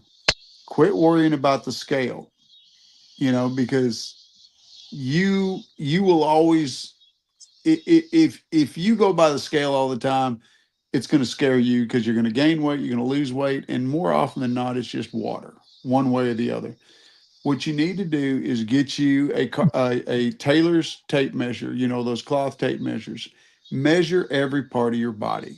I'm talking your neck, your shoulders, your chest, your gut, your hips, your butt, your thighs, your calves, your forearms, and your biceps. Write it all down in a journal and measure yourself every 30 days and write it down. If you are in a stall, you won't lose any inches. But if you're not in a stall, yeah, you may not be losing weight, but you may be losing inches. I know every time I plateaued, I still was losing inches, even though I wasn't losing weight. But then again, I was never in this as a weight loss diet. I did this to heal my metabolism. The weight loss was just a bonus benefit. You got to remember also inflammation. If you still have a lot of inflammation, that's going to not help with weight loss. Yeah, and if you've got a lot to heal, sometimes your body has to reset itself. It has to heal before it can start losing weight again. And as far as the question that we still have on the screen, I would usually recommend a higher fat to protein ratio. True. And so you mentioned that you have the 80/20 ground beef in the morning and maybe another pound of the same beef for dinner with 4 eggs, or you occasionally, instead of the beef and eggs, you have a steak. Are you draining the fat, or are you pouring it back on and eating it, keeping it in the pan and eating it? That's, if you're draining the fat, avoid doing that. Eat the fat. Mm-hmm. You can add, and then you can add, so you can make sure you don't drain all the grease, but go ahead and put, eat the grease along with it. You can try to, you can add some butter. Those are ways to increase fat. So So that's what I recommend is, we go he from that. also doesn't mention his eating window. I wonder how far apart these meals are. Maybe he could bring a little bit closer Right. Yeah. So and is the fast a little bit breakfast more. Is it yeah. breakfast and dinner? Try to do maybe breakfast and lunch, or you know, Yeah, and hopefully none of that is like, within say 3 hours, 3 4 hours better would be 4 hours before bed. sleep. Yeah, Yeah, because you don't want to consume all that energy or mass that becomes energy and then go to sleep on it. So calories. calories, I'm not afraid of the term calories. So I know, I I know. know that a calorie is not a calorie, but I said it for Kurt. yeah. Oh, okay. So Count those calories. yeah. So calories is a rough metric, and it's not that it's completely not useful, but it's just not useful in the way that modern people like to say is useful. All right. We have another question, and this one says, question for Amy. How are you liking carnivore, or do you see yourself going back to a more keto way of eating? Well, the more days I do it strict, the more days I'm like, I think I could do this like Forever. longer.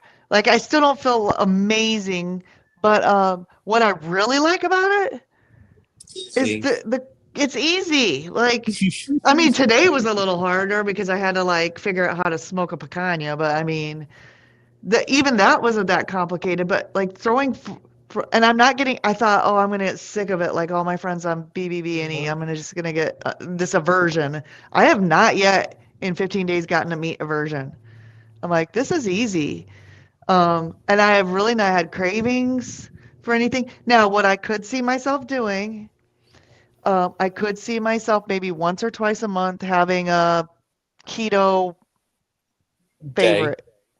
Yeah, a day or a meal, have my cabbage once or twice a month, or have my lasagna with my red sauce once a month. But I think like 98% I could see myself just doing this. The only other issue that I'm having, and I discussed this last night, was going out to restaurants. Going out to restaurants is expensive for what you get when you don't get all the sides, and it's BS, really. I hate going to restaurants, and I meet my friends. I meet friends at least twice a week. Right now, once a week to meet them at a restaurant, and it's like I'd rather just eat the food at home, honestly. It's better and Yep, cheaper. I'm the same way. Awesome. So Awesome. restaurants are because you just can't help but to feel like you're getting ripped off. You are. I hate eating out It's a gimmick. unless It you go to is. Brazilian Steakhouse, and then you're Which good. I don't have one. I'd have to go to Chicago, and I'm sorry if anybody's There's gotta be one near you. Chicago's the closest barbecue. one. There's a Korean Korean barbecue. barbecue. There's a That's Korean. all you can eat Korean barbecue. Yep.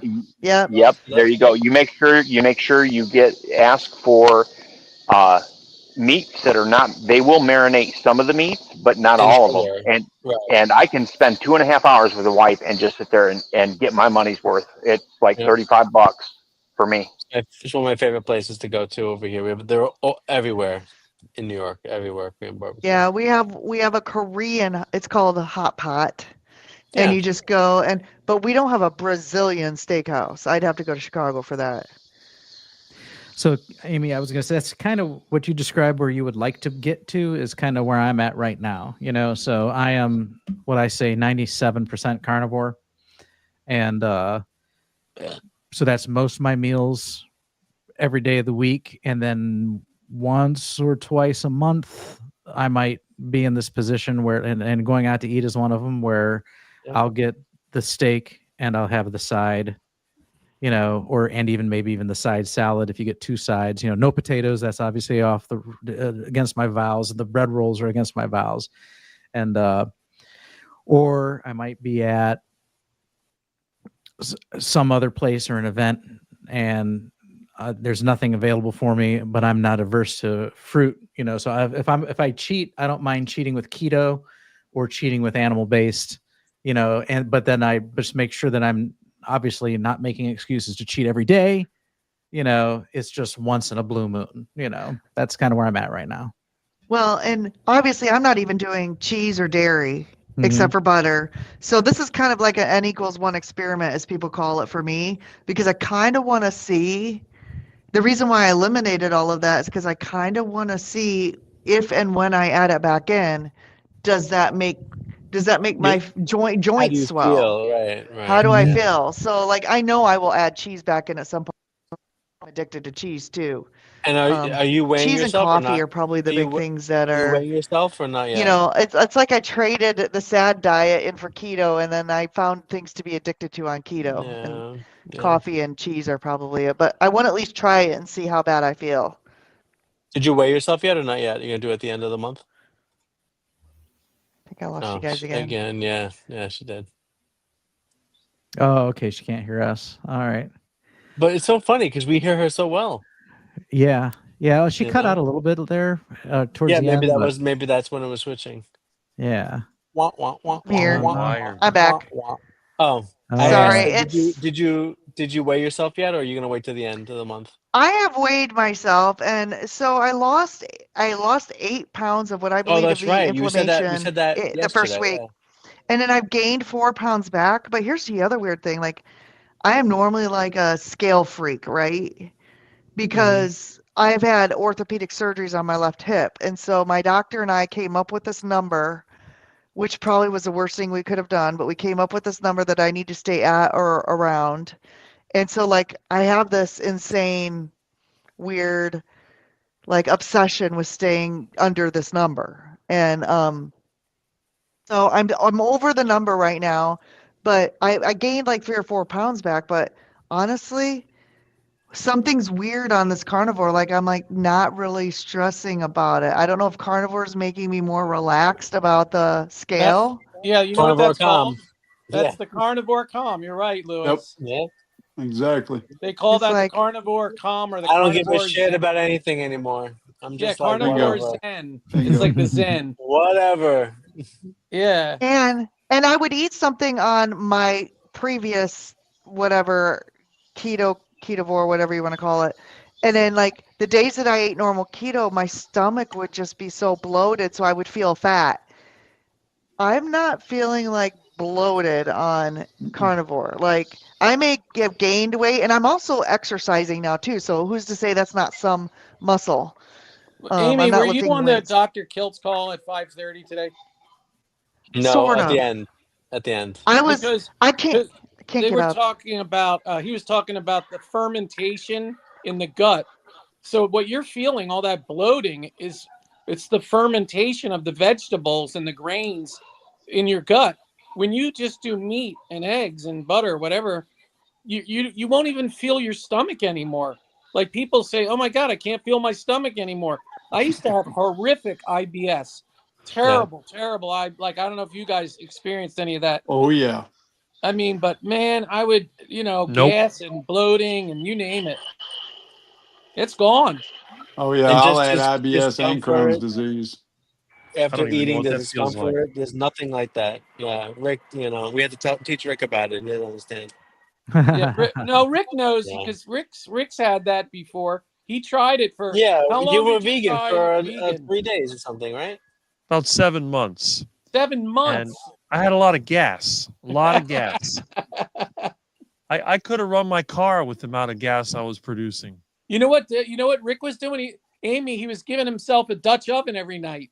I just took a drink. Don't do that to me. All These right. guys missed it because that was On that, last Tuesday. Yeah, we're Yeah, gonna rag on you about that Dutch oven.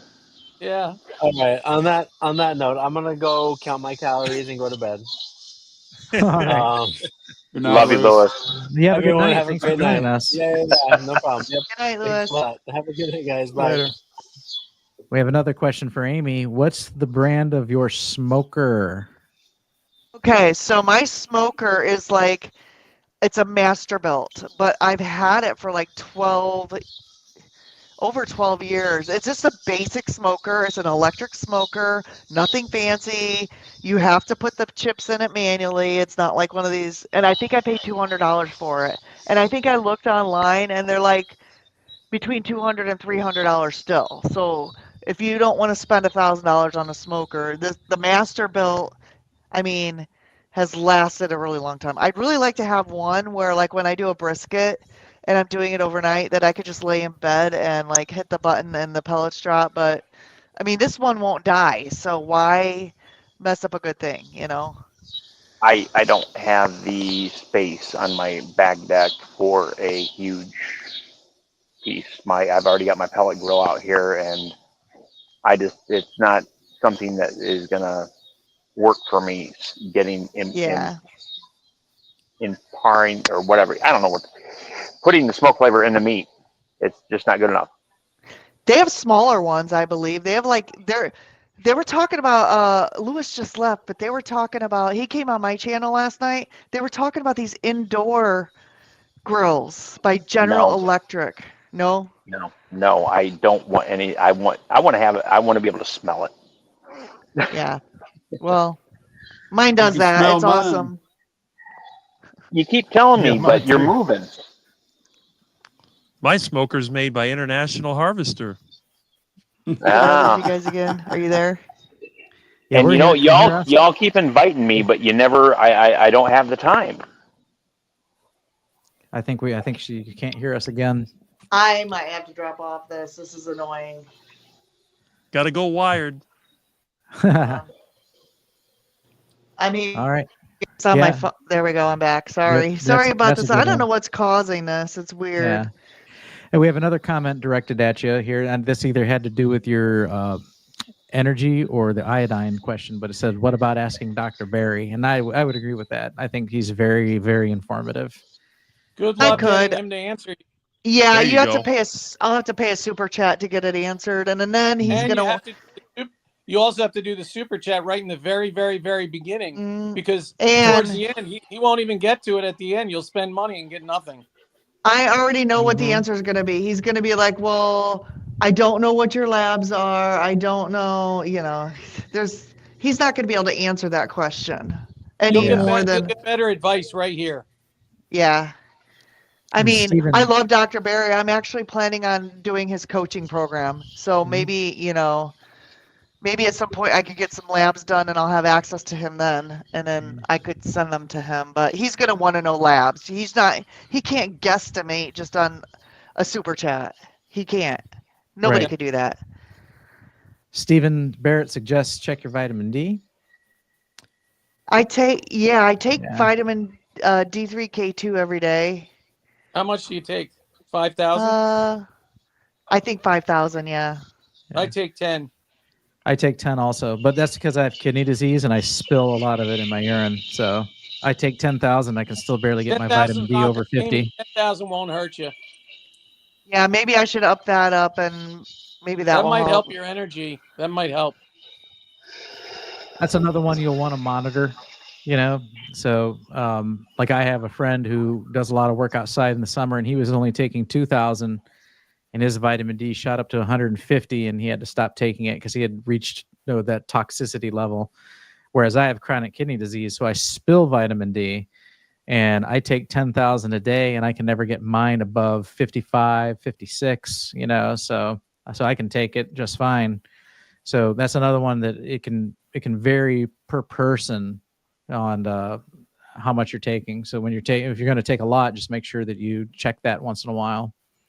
Well, my doctor made me back off because my husband and I, because we were both taking 10,000 a day, and we did get tested, and she's like, "You can't do this. You have to take less." So that's why I take 5,000. Yeah. You should watch Dr. Berg's videos on the vitamin D and magnesium. He's got plenty out there. I think he's got a level head on what he's talking. People have taken 50,000 IUs. It varies person to person. I guarantee we're not all the same. We all can't take the same amount, but you got to remember the numbers that our blood tests are based on. It's the people that are sick in society. We're in a class by ourselves. So if you want to do a comparison, you're going to have to do a comparison with thousands of other women or thousands of other carnivores and compare your blood to theirs. Well, if the book that you should go by as far as labs is, what is it? Know Your Labs. What's it called? The Dr. Berry book. Common Sense Labs. Common Sense Labs, Mhm. Yeah, I've because got the it. vitamin D level is significantly higher, the normal range, significantly higher. If you look at Dr. Berry's book, not what your doctor tells you. You know, Exactly. you can withstand a lot more vitamin D than what the doctor will tell you. If you're not going to trust your doctor to push pills on you, why do you want to trust their judgment on how much vitamin D you need? Right. Good point. He revised it because he released this version here, which is kind of like a glorified brochure, but now he's got a new second edition out, and it's like a super thick book. Same Yeah. name, Common Sense Labs. I haven't got the new one yet. Yeah, I'm taking 5,000 plus K2 every day, and every chance I get, I take my shirt off outside. Another one of the benefits of living out in the country. None of my neighbors have to see my ugly body, but I'm trying to get as much vitamin D naturally as I can. Yeah, that's why when I take my walks now, I take my shirt off, and I walk 5 to 7 miles today. I walked 8.5 miles with my shirt off, and Right. I'm getting that hot sun in Florida, and I'm still taking 10,000, and my vitamin D came in at 94. That's with 10,000 IU and walking outside with my shirt off and long distance. So I mean, that's right in the normal range. That's well within safe limits there. So Yeah. that's good. Jamette mentions Dr. Kiltz and Dr. Berry. Now, Dr. Kilt's community is FREE free, and he does a Monday night Zoom at 5:30. You can try and jump in there and ask him a question. That's So- in that one weird app, isn't it? The Mighty Networks. I hate that app. That is the Yeah. worst designed app ever. Well, and I'm also in Two Crazy Ketos. So I'm having issues getting in if you're in more than one group. Mhm. It doesn't switch back and forth very well. So I'm like, this app is I use it worthless. for Dr. Berry's PhD community and Kiltz's Mighty Tribe, and it does okay for me. But I'm more of a computer person anyway. I like to open up my laptop and get online. There's a website. Oh yeah. Yeah, you can go to Mighty Tribe's website or Mhm. Dr. Berry's website. You don't actually have to use the Mighty Networks app. As a matter of fact, I was in there looking for Dr. Kiltz's live tonight and in the Mighty Tribe app, and I didn't see it. So I'm like, oh, well, Alia didn't send me anything because last week she had sent me something through there saying here's where the live stream information was. I didn't get it either. You know what I do? I just go to kiltsmightytribe.com, to the website, and I Events. always just pull it up right there. That's what I did. I might have to Yeah. do that. And then I have to go to the home tab. Like if I look at the feed, it won't be there. I have to click on home and then events. Right. That's how I have to get in there. Yeah, you go in, you hit home, and then events, and then you'll find it right on the website. The app doesn't work with this.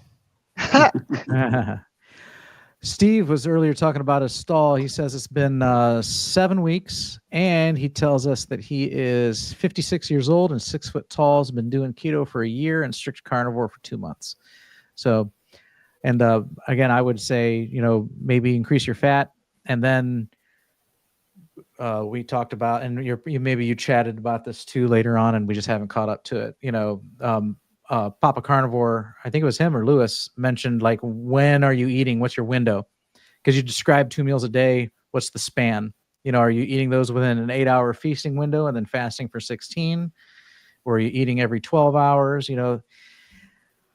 That might make it that could maybe make a difference too. So, and then you could also try and throw in a 24-hour fast or something. Usually do something out of the ordinary, because another thing that happens too is the human body is smart and will adapt to what you're doing, and so if you're losing weight, well, the body's natural response is to stop that because it wants to conserve weight in case you need it in a real emergency.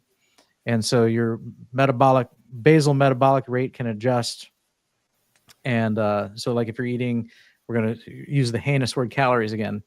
If you were eating 2,500 calories a day and you cut that down to 1800 and you're in a 700 calorie deficit and you're noticing weight loss and all of a sudden it stops, but you're still only eating 1800 calories, that's because your body's like, okay, this is all the food that's coming in.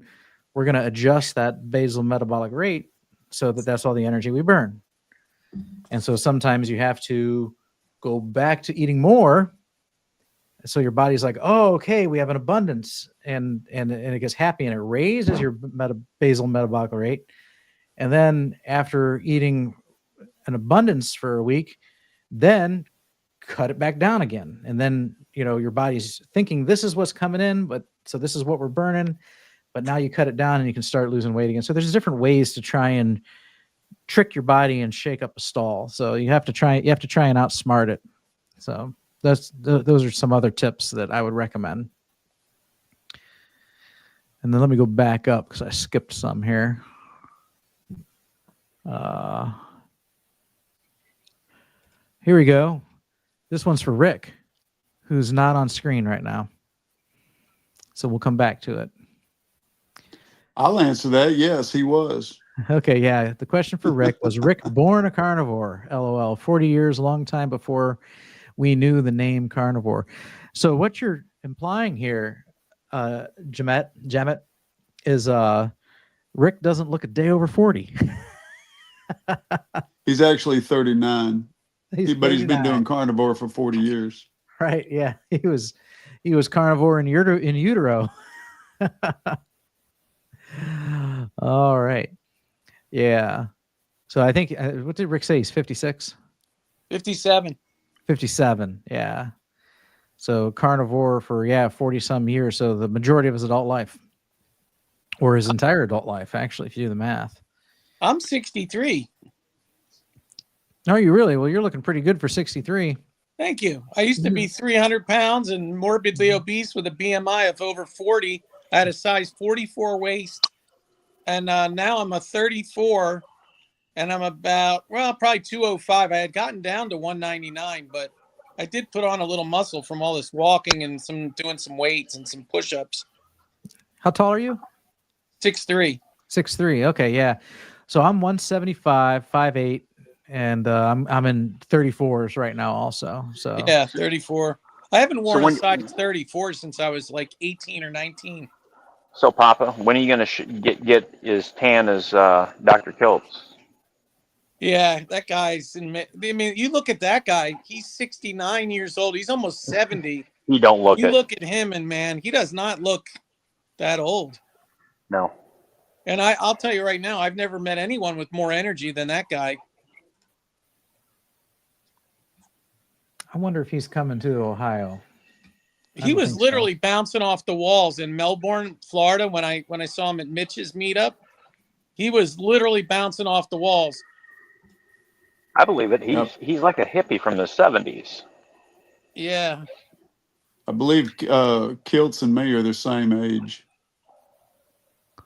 So Stephen answered our question actually in the chat 20 minutes ago. He does eat all the fat that renders when he cooks his 80-20 beef, and he does add butter sometimes, and he eats breakfast and lunch and then an 18-hour fast. So yeah, I mean, that sounds like you're doing everything right. Sounds like you're doing everything right. So Stephen, you're almost my height. You're 6 feet. I'm 6'3".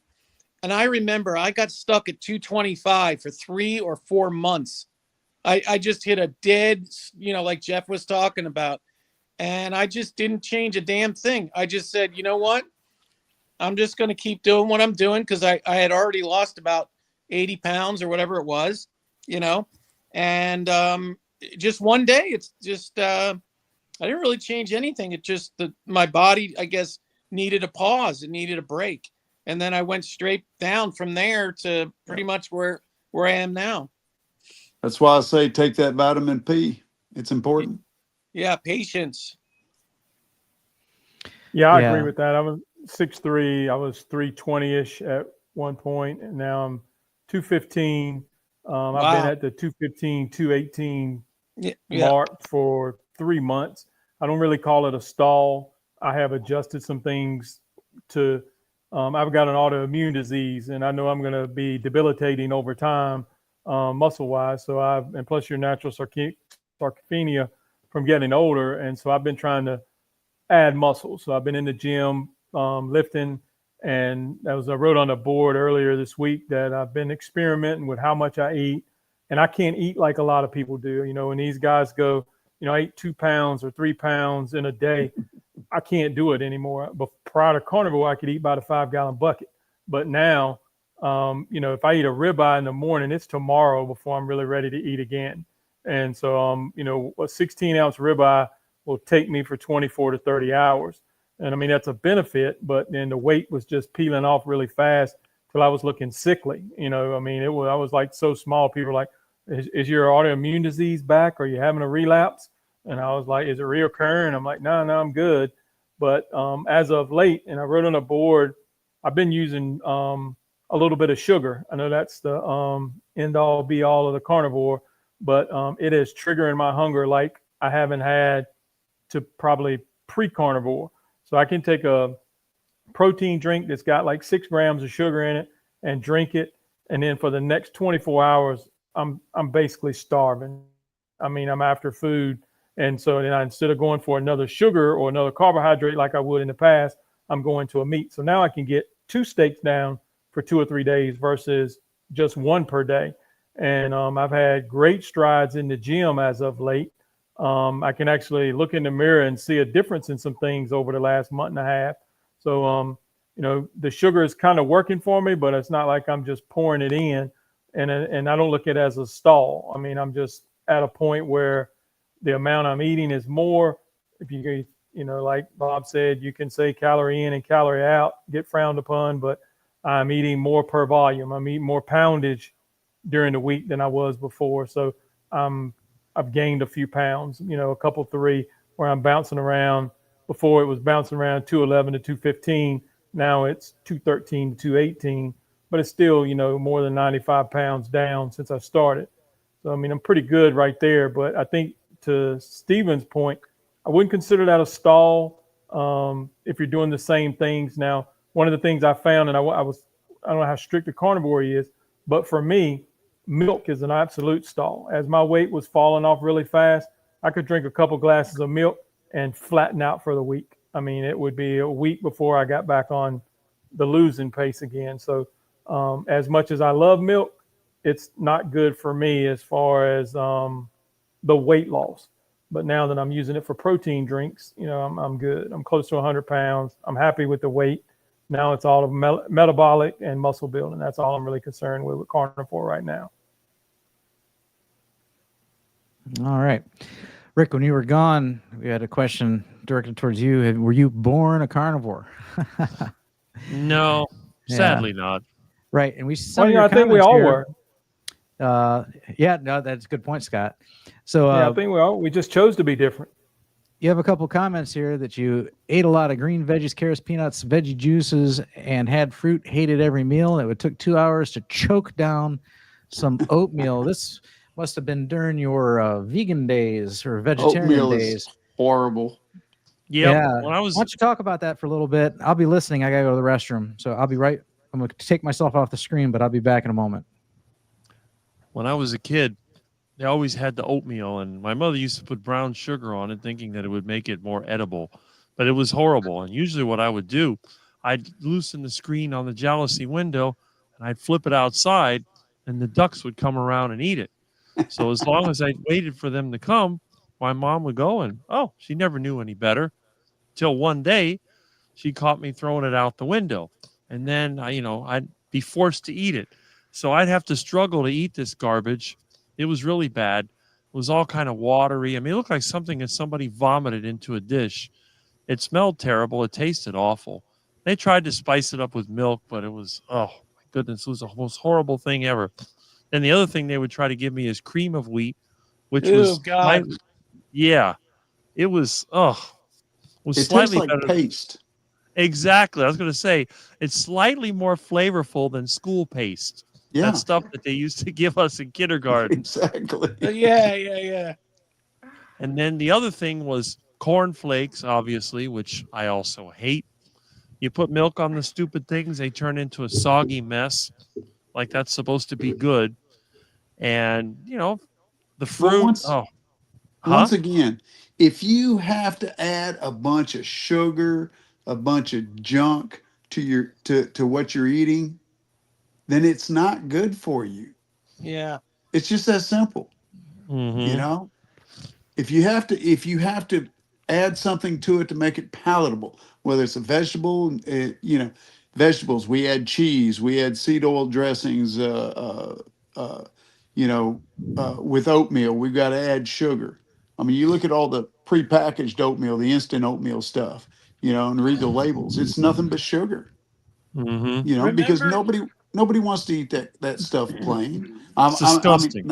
I did the oatmeal thing for a while when back when I was brainwashed and ignorant like everybody else, and my uh, cholesterol hit. Ooh, it was 199.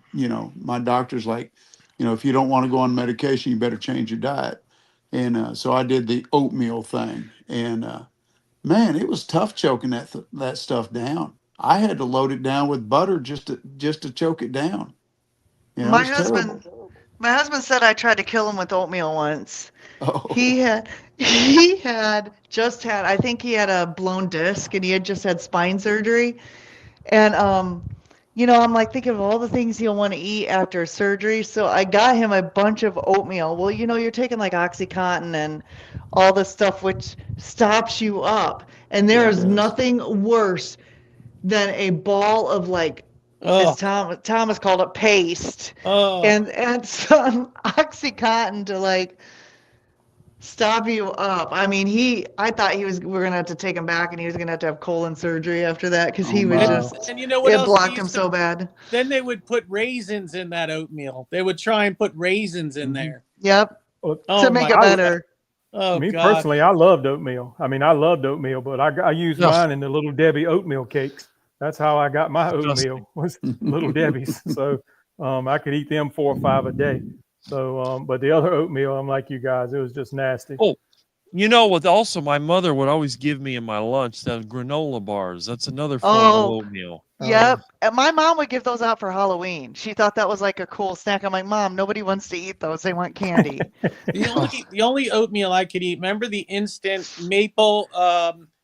What was it? Maple brown sugar, maple Yeah, brown sugar. yeah, the Loaded Quaker with sugar. instant horrible. oatmeal in those little envelopes. That was the Mhm. only one I could eat, but that stuff was so sweet.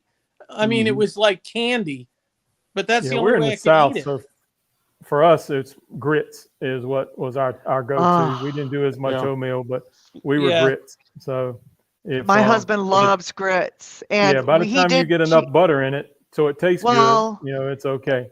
he Exactly. did he did cheat in Florida when we went, and I wasn't gonna say anything because like his jam is shrimp and grits. Like when we went to Yep. New Oh yeah, Orleans, shrimp and grits, no and so doubt. when we went to Florida, they had a place that had some really good shrimp and grits, and I'm like, I'm not judging.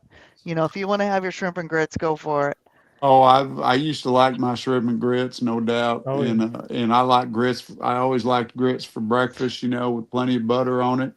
But we got a cafe not too far from me that they do a deep fried grits. Oh It's yeah. like and I'm gonna tell you what, that's some good stuff. It Grits is. are It is. disgusting. Duck food, ground up duck food. It Man, is. I It's hated chicken You're grits. not feed, no wrong. doubt.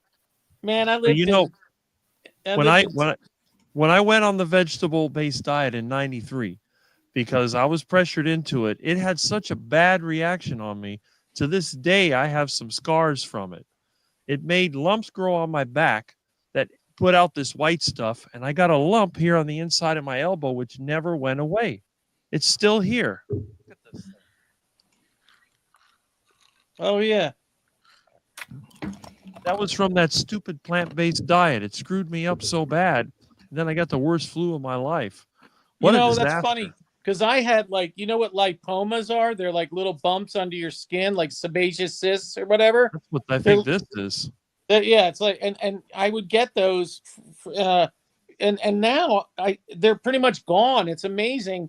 I've had them my whole life. These little sebaceous cysts, these little bumps on my forearm, whatever, and they're gone. It's the weirdest thing.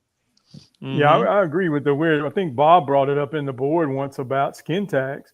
I had a few skin tags under my arms and stuff, Yeah, and I had he that too. brought it up, and I never thought about it. And then I go in the bathroom, and they're gone. And Yeah. Yeah, they were there prior to Carnivore, but they're Yeah. gone now. And it was I something I still never got would have mine. thought. Mine haven't gone away, Really? but they don't bother me either, so it's no big deal. Hey, I want to change subjects for a minute because I'm I'm pretty tired and I'm going to get off soon. But I wanted to ask you a question, Papa. Yeah. You mentioned the iodine, which I have some and I take it occasionally. Hmm. But you mentioned it in conjunction with prostate cancer. Correct. What is the correlation? What is, tell me something about that. So iodine, and this is for any, for the construction of hormones and glands in your body. Iodine is a critical building block for hormones and glands, your sex glands, your prostate, your ovaries, your female hormones, your male hormones, your everything, your testicles, you name it. But particularly for men, the prostate. And so the iodine in women, with especially women going through menopause, by increasing the iodine levels, will helps with those night flashes. What do you call those? Night Hot flashes. Hot flashes. hot flashes, and just the pain. Like there's another thing that Kelly Hogan had called caustic chondritis, which is pain of the breasts, very like just sensitive, painful breasts, and she had the terrible pain, and that went away when she did iodine in conjunction with Carnivore. But prostate cancer, I urge you, Jeff, to watch the interview with Dr. Brownstein with Dr. Berry. Dr. Okay. Brownstein has written 2 or 3 books about iodine supplementation. He's like the expert. And he was talking about in that interview that if you have a family history of cancer, and I think he said particularly prostate cancer, And or breast. ovarian cancer, breast cancer, all of those things, that you need to take. And it was some ungodly amount, like 50 milligrams of iodine. It was basically the equivalent of 15 to 25 drops of 2% Lugol's. Now, I don't go that high, but I do probably 12 to 15 drops a day. And, I don't know if it actually, what it's, I don't know that I feel any different on it, but it's like a prophylactic. It's preventative, he said, Yeah. Well, and for that. the reason I ask is I'm in the beginning stages of prostate cancer, and Yeah. So it uh, can help. right. It can help. They wanted to do a last time my PSAs jumped, they wanted to do another biopsy, and Right. I turned them down. Well, I doing carnivore will keep the cancer at bay because, cancer Right. feeds on sugar. You know Exactly. that. Exactly. And I'm not afraid of it. That's it's not that big a deal because one, I'm secure in my salvation through Jesus Christ. Two, Right. I am a carnivore, a very strict carnivore. So I'm not, especially in the beginning stages of prostate cancer, I'm not concerned about it. Now, I will tell you, Jeff, the other thing I would do if it were me and I knew that I had whatever kind of cancer, any kind of cancer, is I would do some extended fasts. Definitely that will help too, because then you're really starving the cancer. Because Right. that's another way to do it is if you Dr. Seafried, you've seen some of his Yes. interviews. I've watched a bunch of his So stuff. he talks about strict carnivore in conjunction with extended fasting, and then there was this glutamine inhibitor. You can't get it for humans. You can't get it for humans. It's I forget what it's called, but they give it to like Don. It's called Don. DON. Yeah, Don. They give it to like animals, like dogs or horses or whatever, to block the glutamine. And so, those are the things I'd look into if it were me. Okay, good deal. I appreciate that. And Yeah. hyperbaric, they do the hyperbaric sessions too, Yeah. is what he recommends. Yeah. All right. Well, I appreciate that. Guys, I'm pretty wiped out, so I'm going to call it an evening. God bless you, Jeff. Thank you. Enjoyed seeing y'all again. Yes, Jeff, it was Totally. nice. Sleep well. Get some rest. Thank you. Good night, y'all. All right. Take care. All right.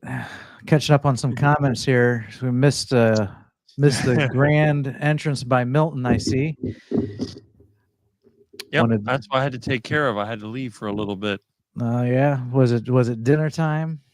Well, Milton wants something to eat, and then he was back and forth, but I had to go in the living room and sit with him for a little bit. Wait, I gotta show you something. Amy, I gotta show you something. Aww. Look at that. Sleeping soundly.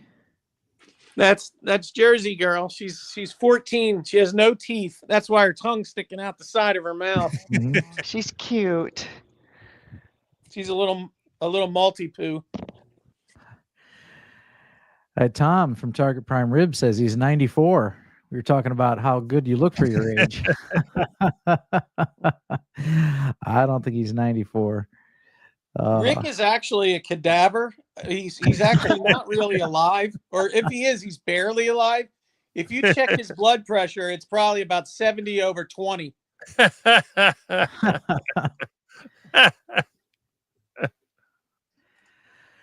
No Slow says he's been fat since 5 years old and will be happy to get to your pre-carnivore numbers.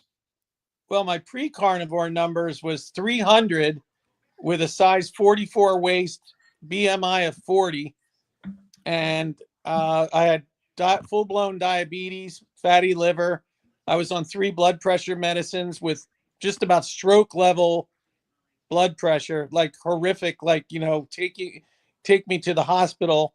I mean, I was a wreck, man. I had arthritis in my knees so bad I could barely walk. I literally could. It felt like bone on bone pain in my knees. That's completely gone. I mean, I used to have clicking in my joints, that clicking sound. It was bad.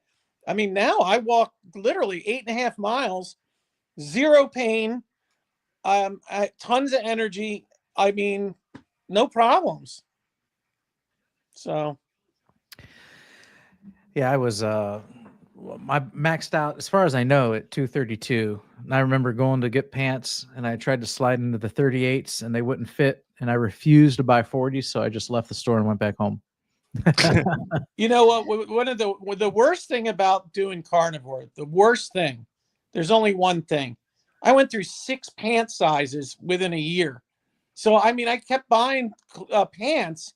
My shirts are all about the same as I was an XXL and now I'm an XL, because I'm a big guy, I'm a 6'3" with really wide shoulders.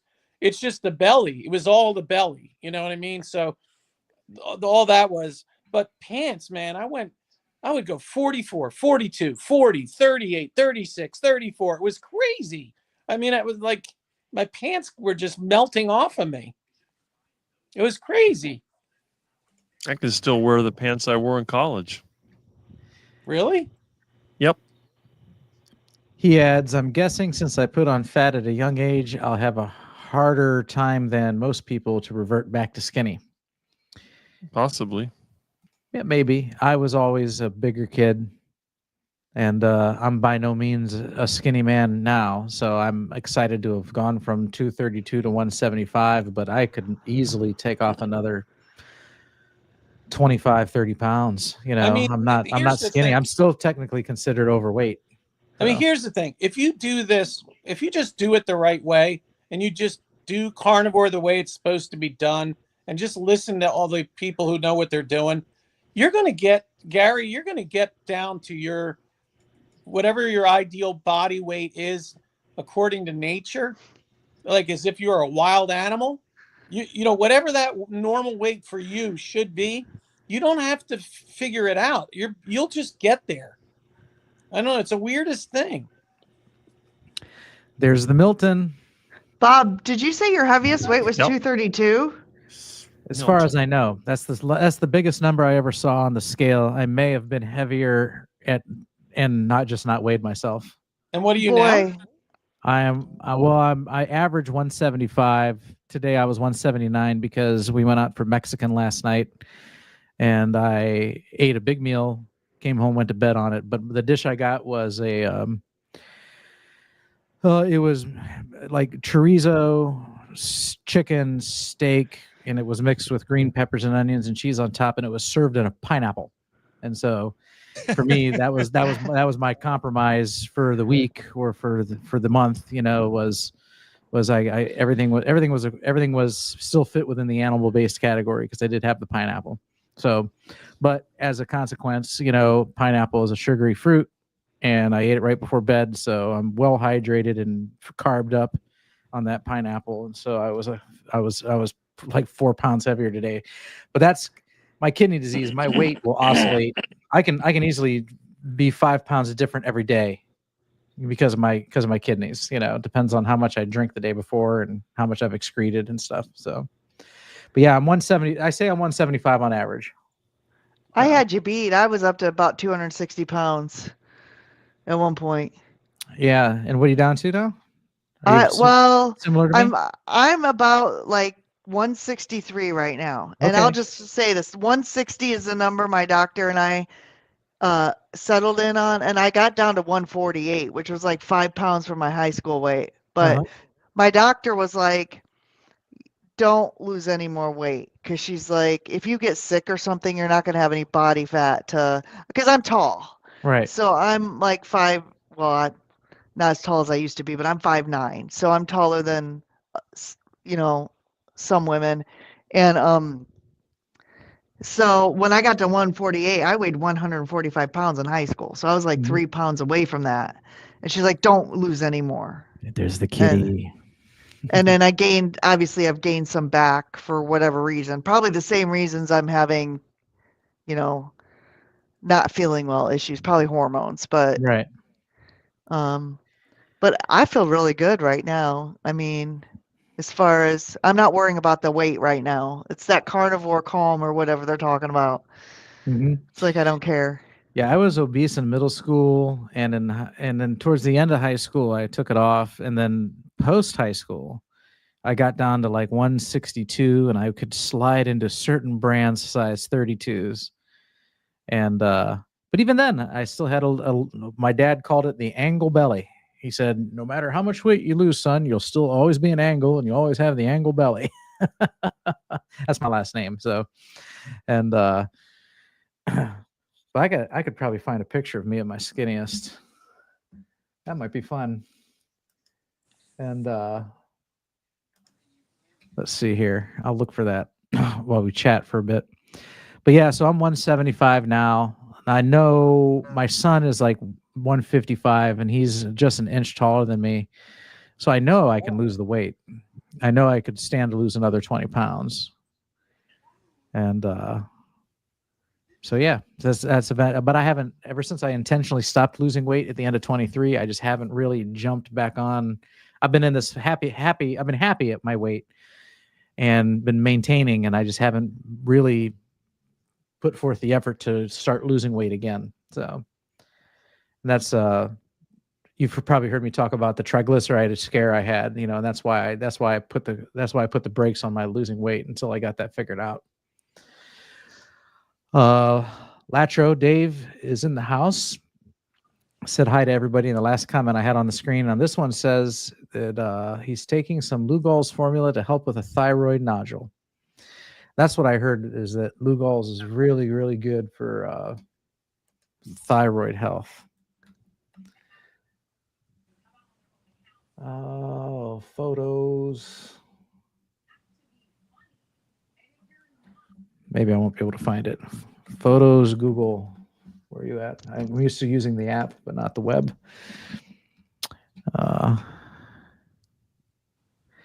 Let's see here. Costochondritis is painful inflammation in the rib cage. I had this also, no more. Well, it does sound painful. Now, did carnivore cure that for you? Is that a success you attribute to a change in your diet? I'm glad that you found relief for sure. Yeah, that was what Kelly Hogan had. She had terrible pain in her rib, in her rib cage, and it's gone. Okay, yeah, that's costochondritis. I've never heard of it, so that doesn't sound good at all. Latro says too much iodine will begin messing with the gut microbiome. I'm not sure about that. I don't take any iodine, and so because I don't take it, it's not something I've investigated very thoroughly. I've just heard that it's good, and I've heard from Dr. Barry that most people, unless you live on the coasts and eat a lot of seafood, you're probably iodine deficient, and that makes sense because they put it in table salt for a reason, because most people are deficient. So, but then I guess that table salt's supposedly not the best salt for you. So, let's see here. Catching up here on the chats.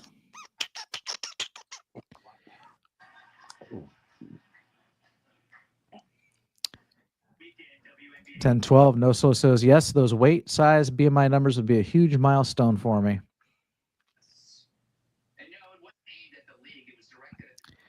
I don't buy expensive pants, and I'm so old I don't buy green bananas. So I don't buy expensive pants either, because my pants end up eventually becoming work pants, and then they'll be caked in cement because I work with masonry products for a living. What do you guys do for a living? I know, Rick, you're odd jobs, right? Pretty much. Mm-hmm. All kinds of work. Yeah. I work in IT software development. I have been anything from a programmer to tech support, and now I'm a technical trainer. So I onboard customers onto software and walk them through the entire process of proprietary insurance software. Do you do that on site, or do you get to work from home? I work from home. Okay. I work from home every day but Tuesdays. Tuesdays I Mhm. have to go in. They just have us come into the office one day a week. But yeah, no, it's totally remote work. It's awesome. Yeah, my daughter works from home, and she loves it, and she doesn't like it when she has to go to the office. I don't know if I could work from home. I get too distracted. I would end up on YouTube all the time. That's my problem. Yeah, I told you, Amy, my girlfriend works from home. She does what you do pretty much. She's, an IT person. Yep. And well, you will see me in the chats. Like I listen while I'm working if I can, but you'll never see me on screen because I get calls all day. So I have to hop in and out of, I'll listen to them in the background though. So. Latro says, I like carnivore women because you can ask about weight without getting clobbered. That is true. We're all usually open and honest. We're pretty frank about where we are on our health journeys. So that's good. That's right. Especially when you've had success, you're often proud to boast about it some too. That's why that's why we're here on the screen and all involved in all these carnivore communities throughout the week, is because we've found success on this, and we love rubbing shoulders with others that have also had success with it. Were you going to say something, Papa?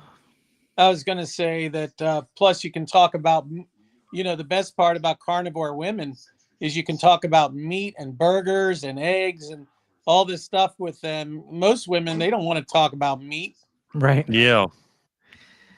Yeah, that's true. Oh, let's see here.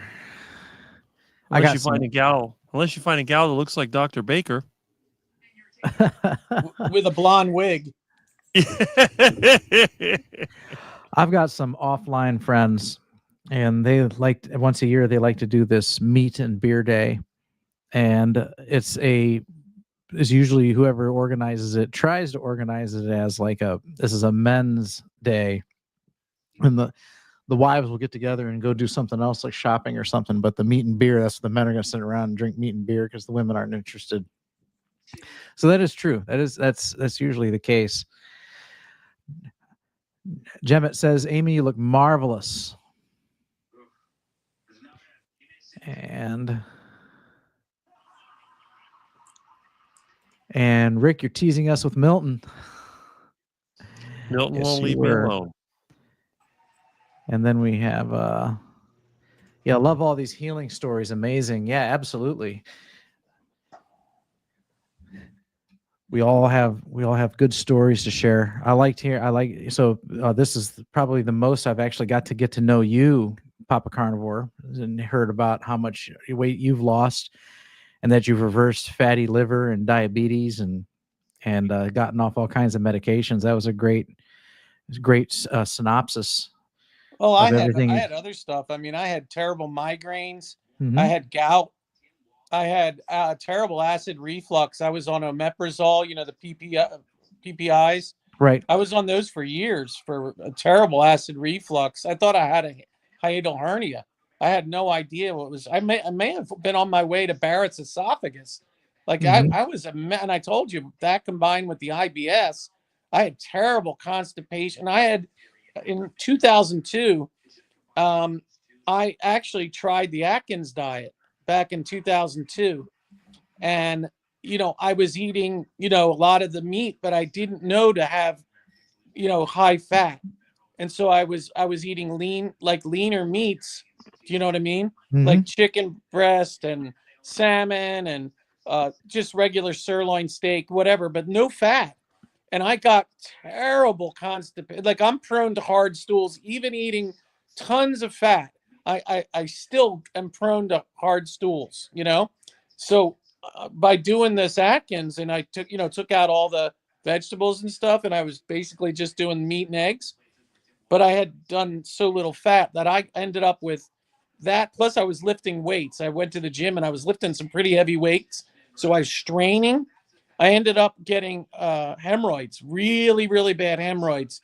So bad that I ended up getting hemorrhoid surgery it was in 2002. It was Easter Sunday.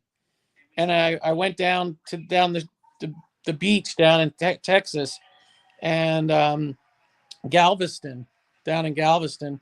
And I had to be basically go to the emergency room. I ended up with hemorrhoid surgery. It was the worst thing that ever happened to me in life. I've never had pain like that in my life. And I was out of work for a week because of that. I couldn't even sit down. I had to sit on an inflatable donut.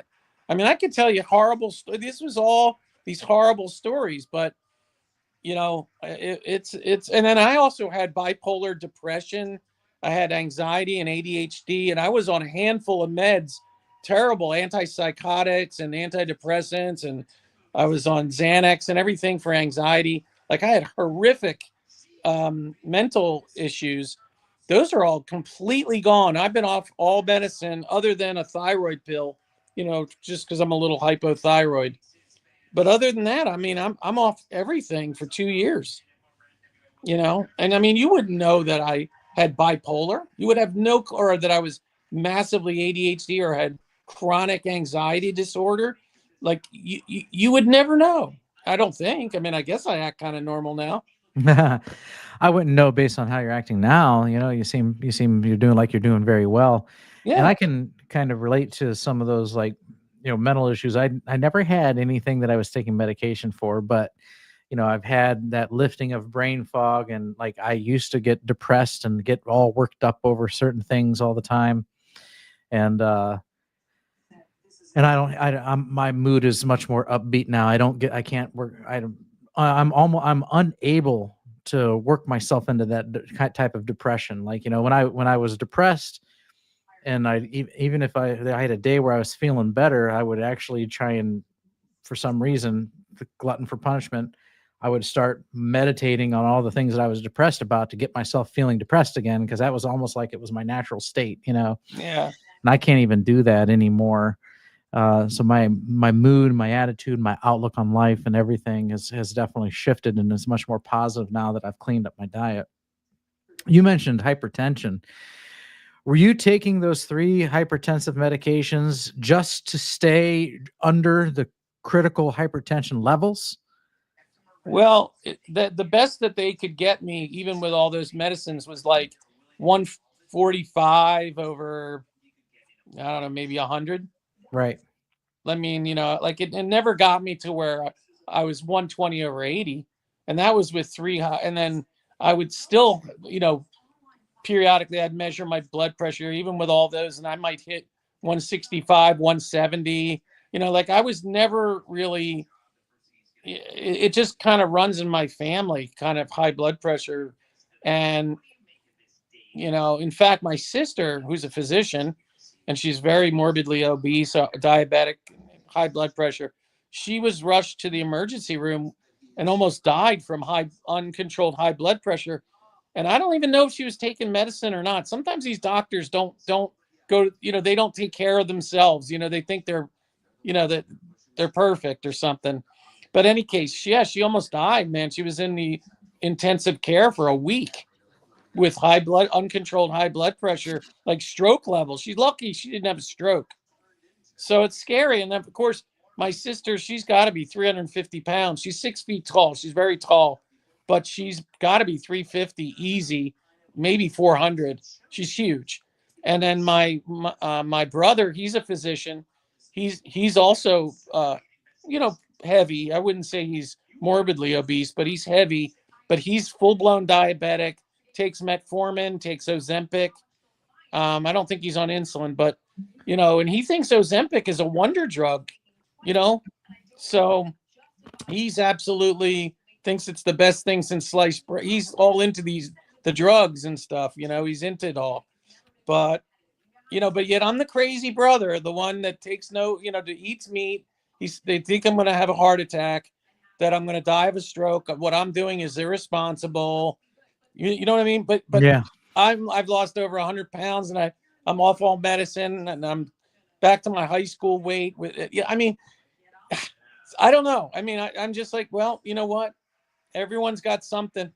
Everyone's got something. Look, you're diabetic. I'm not diabetic anymore. So maybe I'll die of a heart attack. You'll die of diabetes. That's what I keep telling them. Yeah, you'll die of diabetes or high blood pressure or heart attack from the high blood pressure. And maybe I will die of a heart attack. But you know what? I feel great. I feel the best that I felt since I was in my 20s. Yeah, I got my PCP trying to push the statin on me now, and it's like, I've had what I did. I've had a lot of know-it-all markers doctor. I improve. just nod my head because he won't listen. I tried, and then I gave up. And I just take them, I nod because, you need to take statin. I go, okay, all right, whatever. And then I take the paper, the RX, the paper. And as I'm walking out, I just throw it in the trash can in the waiting room. I throw the statin prescription right in the trash can, in his trash can. I just crumple it up, throw it right in the waiting room, right in the trash can. I throw it out because I'm not taking it. But I can't argue with the guy because it's just it goes around and around and around, and he'll keep talking for he doesn't care because he's right. He has to be right. Mm-hmm. Yeah, well, mine was just basically mine brought it up one time a year ago, and I was like, let's have that conversation some other time. We're not going to talk about that now. And then it actually died for a while. He was more concerned about my triglycerides, and then he prescribed something for my triglycerides, which did scare me when my trigs went up, because they do say that trig to HDL ratio is more of a risk for indicator of cardiac disease. And I have chronic kidney disease, so I'm also high risk for cardiac disease. Most kidney disease patients die of cardiac disease. And so we wanted to get the trigs under control, and the drug he prescribed me kicked me out of stage 4 and into stage 5. So like when I started carnivore, I was showing improvements in my chronic kidney disease. My blood pressure did come down. I was still taking meds, but my meds used to get me down to 140 over 90 with my meds. Yeah. And I was taking losartan, potassium, and nebivolol. And then when I did carnivore, after about 6 weeks, my blood pressure went down, and it was 120 over 80 with my medication. And I was okay with that. And, I have high blood pressure from damaged kidneys, so I'm okay with the idea of being on it for, maybe for life. I can accept that. But then when I went on this fenofibrate and he put me into stage 5, I'm hoping to recover from that. And I'm making progress again, hoping I go to the kidney doctor in another week, and I'm hoping that I've rolled back into stage 4 again. But ever since that fenofibrate debacle, my blood pressure has been averaging 160 over 100, 160 over 105, and that's with the meds. So like I'm taking like, nitrous oxide. I'm drinking like herbal teas that are supposed to help, and I amped up one of my medications, and I'm going to talk to him about switching one because I just want to be careful because I don't know what medication's ever going to affect my kidneys. Ooh, my phone's at 3%. Let me. Well, funny story. Last time I went into my doctor, and I hadn't seen him for a year and a half. Since I guess I was only maybe a year into carnivore, and I had lost about 65, 70 pounds back then. But now here I walk in, I'm down 101 pounds, and I hadn't seen him in a year and a half. So the nurse asked, well, what are you still taking this? No. You still taking that? No. You still taking this? No. You still take, down the list, whatever. It was about 12 different drugs. And she's like, you mean you're not taking any? I said, the only thing I'm taking is my thyroid pill. And that's the only reason I'm really here today is to get my thyroid medicine, adjusted. And I'm hoping I can get that lowered, lowered it down, the levothyroxine, right? And she goes, so you're not taking those 3 blood pressure medicines? I said, no, my blood pressure's fine. I have a home pressure cuff. I take my blood pressure all the time. It's perfectly normal. She goes, really? What did you do? And I told her, well, I changed my diet. I'm on a whole foods, meat-based diet. And I don't eat sugar, no processed food. I just eat really healthy. Hey, that's all I said, which is true pretty much. So she goes, wow, that's amazing. So then the doctor comes in and he starts giving me the 3rd degree. So I see here you've stopped taking all your blood pressure medicines. He starts giving me a ration of shit. And I said, yeah, I started feeling dizzy. And I checked my blood pressure every day. It was going so dangerously low that I had to stop taking the blood pressure medicines. And he goes, well, that's dangerous, blah, blah, blah, blah, and blah, blah. He starts going, I said, why don't you do me a favor? Take my blood pressure. So he goes, okay. And I said, don't take it with a blood pressure cuff because I've got white coat disease. You know what that is? Yeah. Yeah. It goes up when you're in the office. Don't do that because it'll look bad. I said, take out your stethoscope and just do it the old fashioned way. So he did that and it was 120 over 75. And he just looked at me and he goes, okay. And that was it. Mr. Know-It-All. He couldn't say, oh, great job. And no, it was just like, okay. That's the way these guys are, So mine is, the office called me and said, your cholesterol's over 400 and doctor would like to on you on a statin. Are you willing to take a statin? I'm like, no. They're like, all right, well, he's going to want to refer you to a cardiologist. I'm like, okay. And then when I saw him in person, he said he was supposed to refer me to an endocrinologist. So, which I don't mind going to see. Well, an endocrinologist is for diabetes. I guess they do the lipids now also. So. Oh, really? Yeah. I think the cardiologist is more stents and stuff. That's what he said. And it has to go to endocrinology. So I don't know.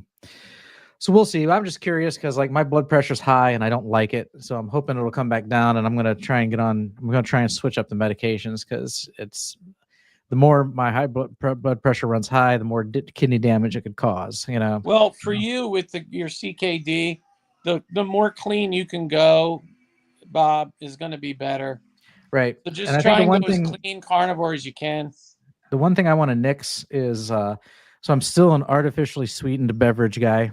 Yeah. And like, so that's a Diet Mountain Dew. That's caffeine. So I still drink tea in the morning. And I still drink caffeinated drinks throughout the day. Yeah. And I read an article that like some people can have this gene where they metabolize caffeine slowly and other people have a gene where they metabolize it fast. And the ones that metabolize it slowly, their caffeine consumption can lead to kidney disease. So I'm like, there could be a connection there. And now that I've read this article, I'm like, man, I really want to get off the juice, you know. So the Dr. Barry's got a great video on how to get off diet soda, and that's basically the same thing as anything with sweetener in it. Is that he dilutes it with sparkling water little by little, so that you take your whatever you're drinking, put a little sparkling water in it, just dilute it down a little more, over time until all you're drinking you end up with is sparkling water. And like that's all I drink now is sparkling water, regular water. And I do have a cup of my fatty coffee. You've heard about that. And, I put butter in it and it's a little bacon grease, whatever, and a little splash of heavy cream in the morning. And then I've actually been starting to drink some herbal tea at night or a little bit in the day, but it's herbal tea. There's no caffeine in it, like chamomile or hibiscus tea. It's really delicious. I mean, if you've never tried chamomile or hibiscus tea, it's really good. And there's no caffeine. And it's pretty good. Yeah, hibiscus is supposed to help lower blood pressure because the compounds in hibiscus is similar to an ACE inhibitor. Yes. Yeah. That's why I drink it. Why I drink it. So yeah, I've been having a glass of hibiscus every couple of days. I haven't done it every day. The brand I found at the store is expensive, so I have to find some off of Amazon. Yeah, I'll tell you. Hold on. I'll tell you exactly what it is. Because I just bought a giant bag of it pretty cheap on Amazon. Hold on. I will tell you exactly. Give me 1 second. It was, let's see. Okay, ready? Write this down. I'm at Amazon right now. Where is it? Wow. Where is it? Hold on. Let me see.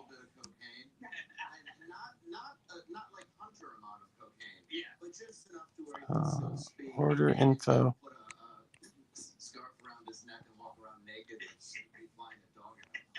Okay, here it is. It's the brand is called Micro Ingredients. And it's the organic hibiscus tea bags. So if it's in like a white, it's like a white sack, one of those like a white sack. 200 tea bags. Yeah, you see it? Yeah, I believe so. Yeah, it says 200 tea bags. It's a white bag with red letters. And it's $26.99 for 200 tea bags. Yeah, I put it on the screen. Is that it? Let me come see, back to us here. That's it. Yep. That also has delicious. It has a kind of a sweet. It's kind of sweet. You almost don't even need to put anything in it because it's naturally sweet. Yeah, so that'd be a much better bargain because I think I got like something that had 10 tea bags in it. It was like $16, and I'm like, oh man. Yeah, this is 200. This will last you forever, man. Right. I bought this for my girlfriend, and then I took a whole shitload out of the bag for me, and I take them to work, and I keep some at home. All right. Okay, so I'm going to try and burn through some chats here, and I'm getting close to wrapping this up. I'm tired. I can't pull a midnight tonight. Yeah, me too. All right. Latro says, Dr. Perry reports the Japanese eat the most iodine of regional diets, about 15 milligrams, not micrograms. He states the excess will be excreted in 24 hours. Yes, if you have perfectly working kidneys, that would be true. And then I just think it'd still be cautious about, it's excreted, but if you're constantly piling on too much, you got to find that happy medium. You don't test your iodine?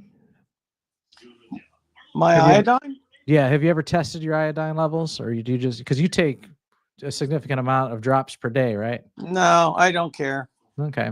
All right. I mean, I feel good. I feel fine. Mm-hmm.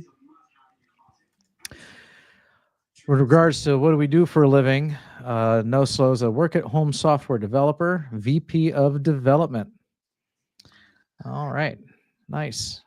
Nice work at home jobs. And then old Hilly finally made it. Good to see you, Bob. Old Hilly's a regular over here on carnivoretalk.com in the community. So glad you could come and join us. Catch us here as we wrap things up. Lewis says my top weight was 320 Wow. in 2017 and was 275 when I started a proper human diet. I am now 181. Wow. That is awesome. Yeah. Excellent progress. Latro says, just past 15 months on Carnivore. Appreciate Rick and Papa for the great discussions on this journey. All right, good. Papa Carnivores everywhere. Yeah, pretty everywhere. much. And all the chats, inspiring others. So, and that's true. Like, you know, I think you and Rick, almost every live I jump on throughout the week, I'll usually see both of you on it. All right. And Jemet's happy that you found Carnivore. Feral Grandma just joined us. She's home from the gym. All right. And she was also 275 when she started. That's a lot for a short woman like her. And mostly maintenance, enhancement type of development, riding out the wave of past efforts, so to speak. All right. And you probably answered this. That's sad. Did they listen to you about Carnivore? Of course not. I didn't really, you know what, Jem, I didn't even tell him I was on Carnivore, you know, because I don't need to. I just say I'm on a meat-based whole foods diet. I don't eat any sugar or processed food. You know what? They love that. How can you not love that? That sounds, oh my God, you know. And you know, my doctor said at the end of all that, my know-it-all doctor, he said, well, keep doing what you're doing. Mm-hmm. He says it's working for you. I was like, okay. Yeah, but if you use the word carnivore, that might... No, you don't, or even keto, you know, that, oh, that's dangerous. That's not sustainable. You know, they say all this crazy stuff. So, but if you tell them, oh, I do a meat-based whole foods diet, I don't eat sugar and I don't eat processed food. I eat really clean. I drink water. They're like, oh my God, you're amazing, right? I mean, who could say it? I mean, that's what you know. No Slow says to fire that doctor. Yeah, you know what? The bottom line is there are no carnivore doctors. I've looked. This guy's very good. He's smart. He's just doing what he was trained to do. They all work for these big practices, you know, that are, you know, multi-billion-dollar practices. There's no more, you know, doctor that is independent anymore. These guys are all part of these giant, you know what I mean, groups or whatever you call them. Yeah, mine's in Unity Network. Yeah, so the bottom line is they have to do all the same stuff. You know, like if your cholesterol's high, they have to recommend a statin, and then they have to document it. This is the same everywhere, you know, unless you get a naturopath or something.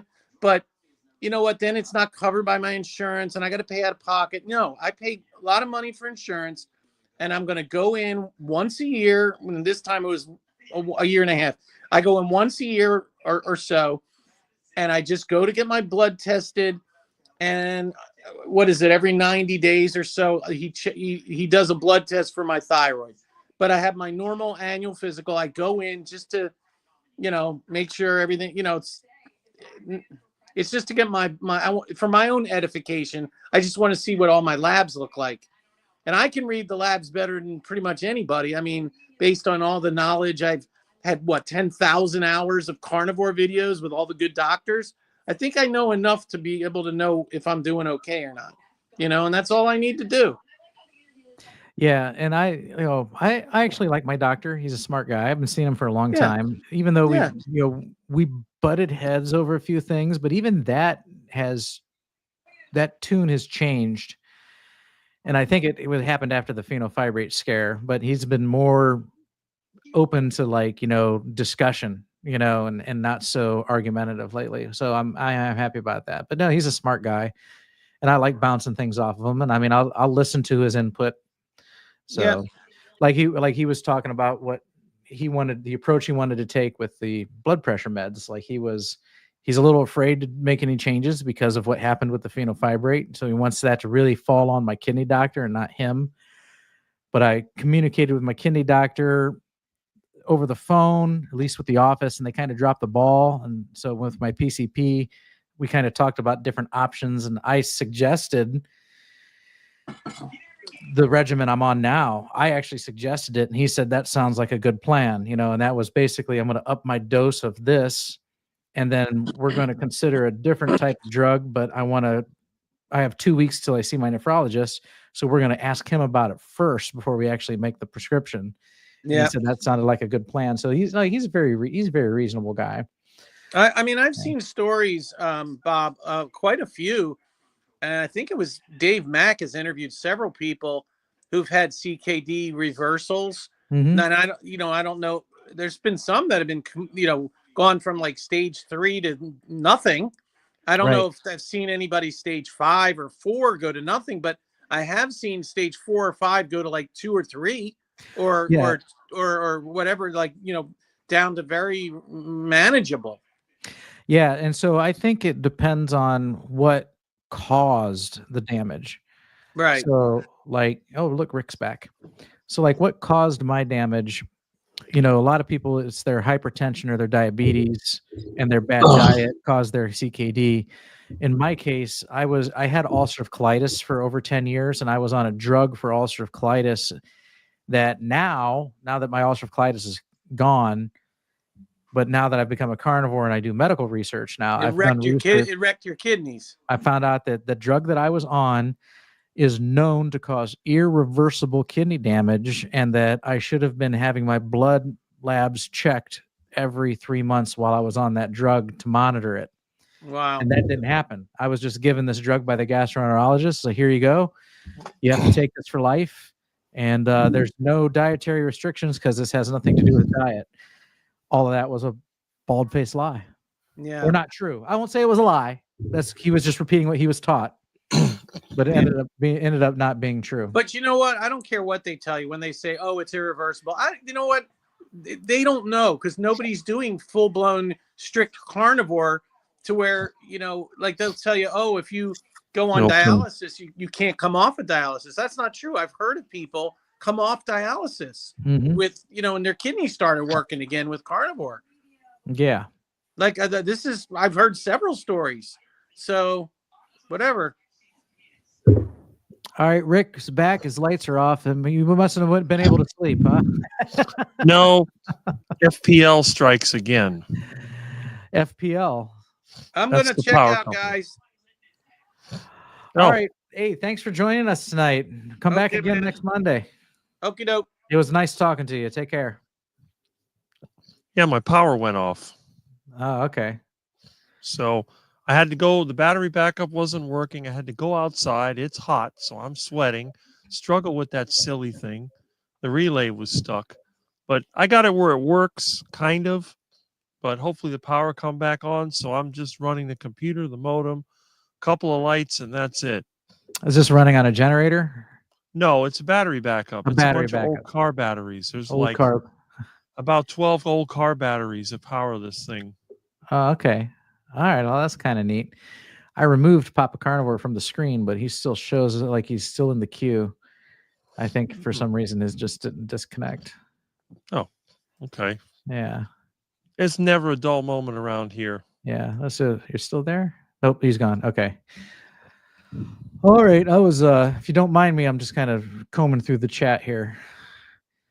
Latro says, just eliminating most all carbs was enough to get me off of BP meds. Was on lisinopril and amlodipine. I read that high glucose levels are causing excess water in the blood. Yeah, and mine might be drinking too much for having kidney disease. So I might just have too much liquid in me. So because I come home from work and I usually suck down some water because I'm parched, and then I'm sucking down Mountain Dew all day. And I'm thinking if I cut that out, I want to cut out the caffeine. And I want to try and reduce the volume of liquid I drink, and maybe my blood pressure would come down too. Mountain Dew, that's funny.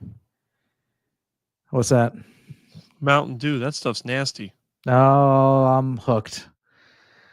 I was What's he hooked gonna on do? diet. I was hooked on Diet Coke, but because of my phosphorus levels, I had to give it up because phosphoric acid is in Diet Coke, and my phosphorus got too high with my kidney disease when I was in stage 5, and I was scratching. My legs were itching, and I was scratching the hair off my legs that still hasn't completely grown back yet. So I had to get off. I had to bring my phosphorus down. So I eliminated cheese for a while, and I stopped drinking Diet Coke. But that's what I swapped it out for, was lighter sodas that didn't have phosphoric acid in it. So now I used to be addicted to Diet Coke. Now I'm addicted to Diet Mountain Dew. But I'd like to get off the caffeine. And because you were gone when I mentioned it, I said I read an article that said that caffeine, there's this gene, and there's two types of genes in the human genome for this type of person. Some are fast caffeine metabolizers and some are slow caffeine metabolizers. Like the slow caffeine metabolizers, they could have a cup of coffee, and then the next morning when they have another cup of coffee, they still haven't fully metabolized the day before's cup of coffee. And so it adds up in their system and ends up causing kidney damage. So I'm sitting here, even though I'm not drinking coffee anymore, I'm sucking down Mountain Dews like mad. Maybe if I stopped drinking caffeine, maybe my kidneys would appreciate that. So that's something that I want to do. I haven't been able to do it yet. I see. Yeah. I don't know. I always hated the taste of those drinks, so I don't know why anybody likes them. Amy says, good night. Grandma's still winding down. Still has some light over in the western sky. It's dark here. It's 11 p.m. for me. Mm-hmm. Let's see here. 10:53, I think, is what it shows here. Jemet says, Bob was very informative. Thank you for the panel. Good night. God bless. Yes, good night. That was 10:36, 20 minutes ago. I'm sure you're already sound asleep. Yep, you ladies sleep well. I think I might when I get that far. Yeah. Yeah, I'm not going to do a midnight tonight. I'm not breaking records today. So Peter, your doctor was mad at you because he lost his royalties from Big Pharma. I wonder, is that just what people say, or do they really get kickbacks? I would think. I mean, they get all kinds of trips and gifts, and yeah. I'm sure So they get something. I'm wondering if they don't get a kickback in this. Like, do they get like a royalty or a commission, like a residual income? Like every time you pick up a prescription, they make another $1 month after month after month, or is it just they get treated right? Like, hey, if you push this drug, we'll invite you to this company party. We'll send you on this vacation. I mean, like, I wonder if it's like, I'm sure it's incentivized. There we go. I'm wondering if is it really a royalty, or is it some other form of incentivization? I'm sure it's incentivized somehow. My dad used to be friends with a doctor, and he told me about all the different conventions they paid for and the trips, and they used to send them. They sent them all kinds of other things too. They had supplements and they had products. I mean, it's just, you wouldn't believe the stuff that they would give them. And every time you went to their office, it was full of their pens and notepads and everything with the names of the drug companies. A lot of Pfizer stuff. Yeah, Pfizer's a big name. Back then, the Viagra was what they were pushing. So that shows how many years ago it was. They were pushing Viagra? Yeah, they were pushing Viagra because what was that in the 1990s or 80s? I don't remember. I think it came out in the early 90s, because I think we were telling Viagra jokes in late high school or right after high school. Because I remember I was younger. I think I was in college. That's when my dad had a friend. That doctor's, I mean, he died years ago. He retired and then died a couple of years later. But I always remember you went to the office, a lot of stuff from Pfizer and Eli Lilly and, all these drug companies. And they always had pens and cups and all kinds of merchandise. And they went on trips. They went on golf, like golf vacation, and then Hawaii. And it was crazy.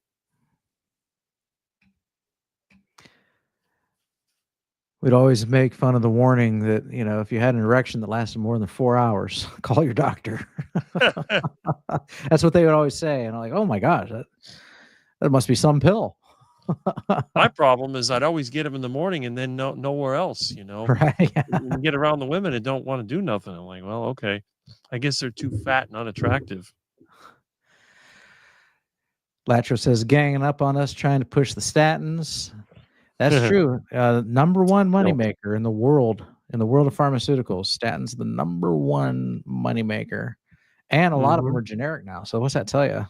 Still the number one moneymaker. I use my RO system for any water to go into food, beverages, water bottle with or without electrolytes. Do you know what an reverse RO osmosis? Reverse osmosis. Okay. All right. Yep. I should have known that. I want to get one of those systems actually. Milton. I would like to get one. Right now I just use the pitchers that have the little filters in them. You pour the water on the top, let it filter through to the bottom. That's the extent of my filtration right now, but I would love to get a reverse osmosis system. This Milton is upside down purring. He's been after me ever since the lights went out. R.L. Anderson joins us over on Facebook. Thanks for tuning in. We appreciate it. Let's see over here. If I look here, we got a Facebook like from Anderson.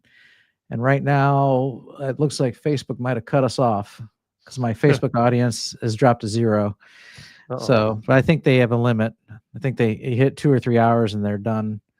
So, and you know what? They delete these videos after 30 days too.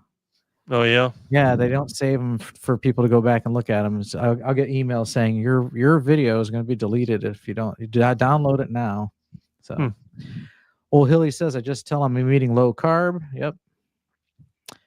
And then Sharon, could I suggest weaning sparkling water with lemon, lime, or citrus electrolytes, and then cutting it with the Mountain Dew? It works with kids. So that's a good idea. I do have to be careful with electrolytes. Like I can't take LMNT often or Keto Chow Daily Minerals, and that's because of my chronic kidney disease. So my potassium always runs high because of my kidney disease.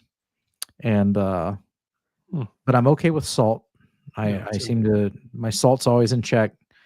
My magnesium is usually always in check, but my potassium runs high, and that's what kind of what gets me. Is I remember when I started this carnivore journey, all the creators are being sponsored by LMNT, and so you get talked into buying them. And so I would take LMNT 1 or 2 a day, and then I went to have my blood checked after several months, and my potassium was through the roof, and I had to back off the electrolytes. And so I just started Salt and to Taste, and I do have a magnesium pill that I may or may not take every day. I kind of don't need it, and everything. Oh man, he looks really cool in the dark room. You almost just see the eyes. He's a black menace, but that is cool. All right, you got to hear that in context if you know it's not to take it the right way. What a sweet cat. All right. Latro says, thank you for this session. This channel is a good find. Glad you like it. We try our best over here. Every Monday, 8 p.m. Eastern Time, we'll be here. When Bob joined, it was 3 minutes. 3 minutes ago. No, not when he joined. 3 minutes ago, it was 9:59. So you are 1 hour behind us because that was 10:59 for me when you posted it. Maybe another type of drops. Yeah. So, Papa Carnivore's suggestion, which is I've heard Dr. Barry say before about cutting it with sparkling water. That's a good choice. I bought some lemon juice and lime juice, like concentrate, because I wanted to try and make my own like homemade caffeine-free Mountain Dew kind of drink. And so I used the drink mate, bubbled up my water.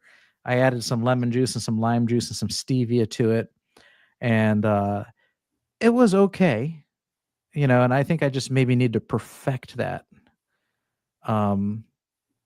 But if I drink it religiously, then you'll probably have the sugars in the lemon and the lime juice, so I don't mind. Again, I'm not anti-fruit. I don't mind a lemon in my tea, iced tea, or lime once in a while, but as much as I drink sometimes, I don't want to turn it into a sweetened beverage, even if I'm just sweetening it from the squeezing of the lemons and the limes. A past doc tried really hard to get me to switch to lisinopril. I refused and stayed on Lopressor. I figured he was getting commission. Oh, yeah, that's interesting. So I'm on, let me see here. A angiotensin. Whoops. I don't want to close that Amazon tab. Angiotensin receptor blocker. I'm currently taking Losartan. My doctor's recommending Olmesartan. He said people that didn't respond to Losartan responded better to Olmesartan. So I'm willing, and it should be okay because it's in the same family of drugs. So that's the one I'm going to talk to my kidney doctor about. But I do got to get my blood pressure down. So 8 p.m. here, says Beefy 707. You East Coasters need to get to bed. He's basically talking to you, Rick. Oh, well, how much can you sleep when the power's off? I drink sparkling water with apple cider vinegar, lime, and Vixie vitamin C. Vitamin C. Yeah, daily this summer anyhow. Okay, yeah, that's good. Apple cider vinegar, lime, and is that vitamin C? When you say Vixie, that's where's Vixie? You capitalized it. Maybe that's a brand of something. There's apple cider vinegar. That I used to drink that from time to time. Have a glass diluted with water. It was supposed to be good for you. Back when I was keto, when I was doing the keto thing, I was reading a lot of resources that really praised apple cider vinegar up and down. And so I had gotten into it. All right. So, Rick, how have you been? Well, other than working around here in the heat and having my power go off at night, I'm pretty good. Do you have central air or an air conditioner? No, my central air broke a while ago. It was about 60 years old when I finally turned it off. Mm-hmm. I have mini splits. I have one in the living room and one in the bedroom. Okay. All right. And Main Runner says good night. This one actually runs on battery power as a backup, so I can get about 5-6 hours out of it when the power's off. Mm-hmm. When that runs out, then I got to go start the generator, which is a pain, but I'll get it started. Mm-hmm. I think the power will be back on before that time. Yeah, it's hopefully. So good night, Main Runner. Thanks for joining us. We'll see you next Monday. Or if you Saturday. Yeah, if you're familiar with Rick, if you came over from Rick's channel, you know all about Saturday. That's where I first saw Main Runner last Saturday. Yeah. Yeah. How late were you on last Saturday? I cut off around 3 because Okay. Aaron was going to have a live stream. So it was about 6 hours. Mm-hmm. All right. Very nice. So has there been no more Carrie drama lately? No. I mean, Carrie is fine. I don't see any more drama. I mean, whatever. I think it was more of a misunderstanding than anything else. I think so too. Yeah. I mean, I think when Carrie asked me the questions about what I had said, and I said, yeah, that's true. I think it kind of took him by surprise. But then I made my point that I don't believe in those groups where you have to pay to play. And I think that, the movie's not going to have the impact that they say it will. But at this point, you're already made it. Might as well get it out there and see what happens. It's just my opinion. If it does become a big hit, that's great. But that was the only complaint I had, really. I never said anything bad about Carrie. I always thought he was a good guy. And in fact, tomorrow, Thomas is going to be interviewing him. And Thomas was having some issues with some of the people in his chat that were not very nice. And I said, well, after you get interviewed by Carrie, you're going to feel much better because he's going to treat you right. So that's what I was trying to tell him. Mm-hmm. All right. Beefy says, thanks to Beefy, Carrie and Rick are BFFs now. Well, there you go. See, The plan to fake get you Carrie two thing. talking worked. Yeah, it did. I think it worked a lot better than anybody expected because I had some people complaining, and now I've had other people praising him. So who knows? Mhm. I mean, when you're a YouTube celebrity, you're going to have a lot of friends and you're going to have a few enemies. Yeah. Like I said, I definitely tuned in to listen to it, and I thought the conversation went well on both sides. He did seem to be taken aback by your straightforwardness, but everything went well. I think, and it ended just fine. And you explained yourself well, and he understood it, and he explained his point of view very well, and everybody understood it, and so good. I told everybody a long time ago. Yeah. I told him Carrie was a class act, and if he would just talk to me, we'd figure it out, and that's exactly what happened. Mm-hmm. Remember, we're carnivores; we're not vegans. Right. This would have been a vegan debate. There would have been a lot of drama.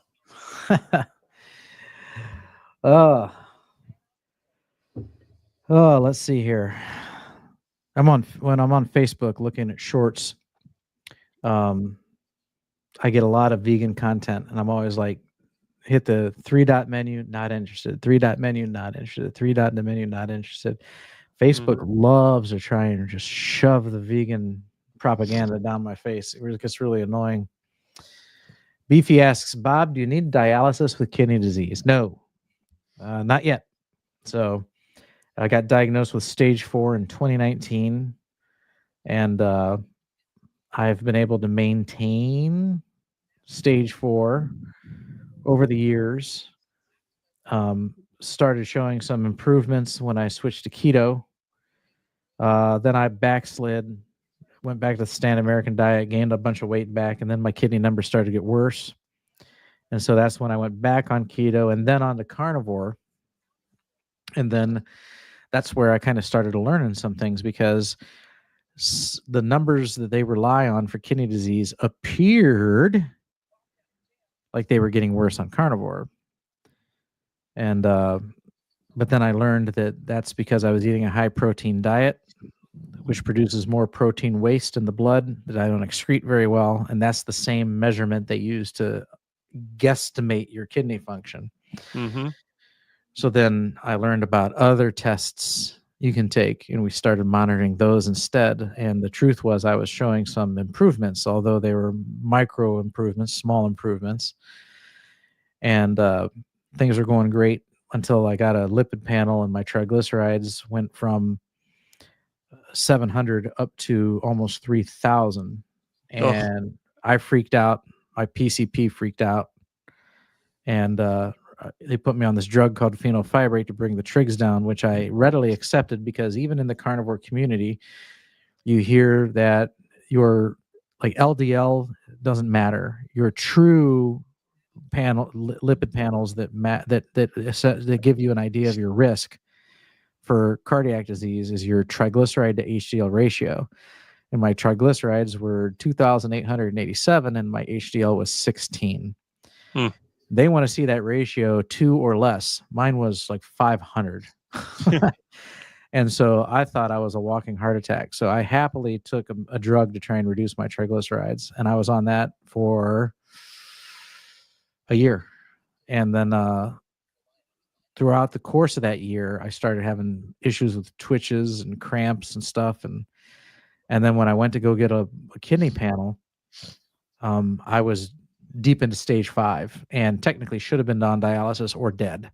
And I did some research and found out that drug that my PCP put me on, you should not give that to anybody with renal impairment, that is known to damage kidneys even more. And so that's when I stopped taking it. He's become super cooperative now.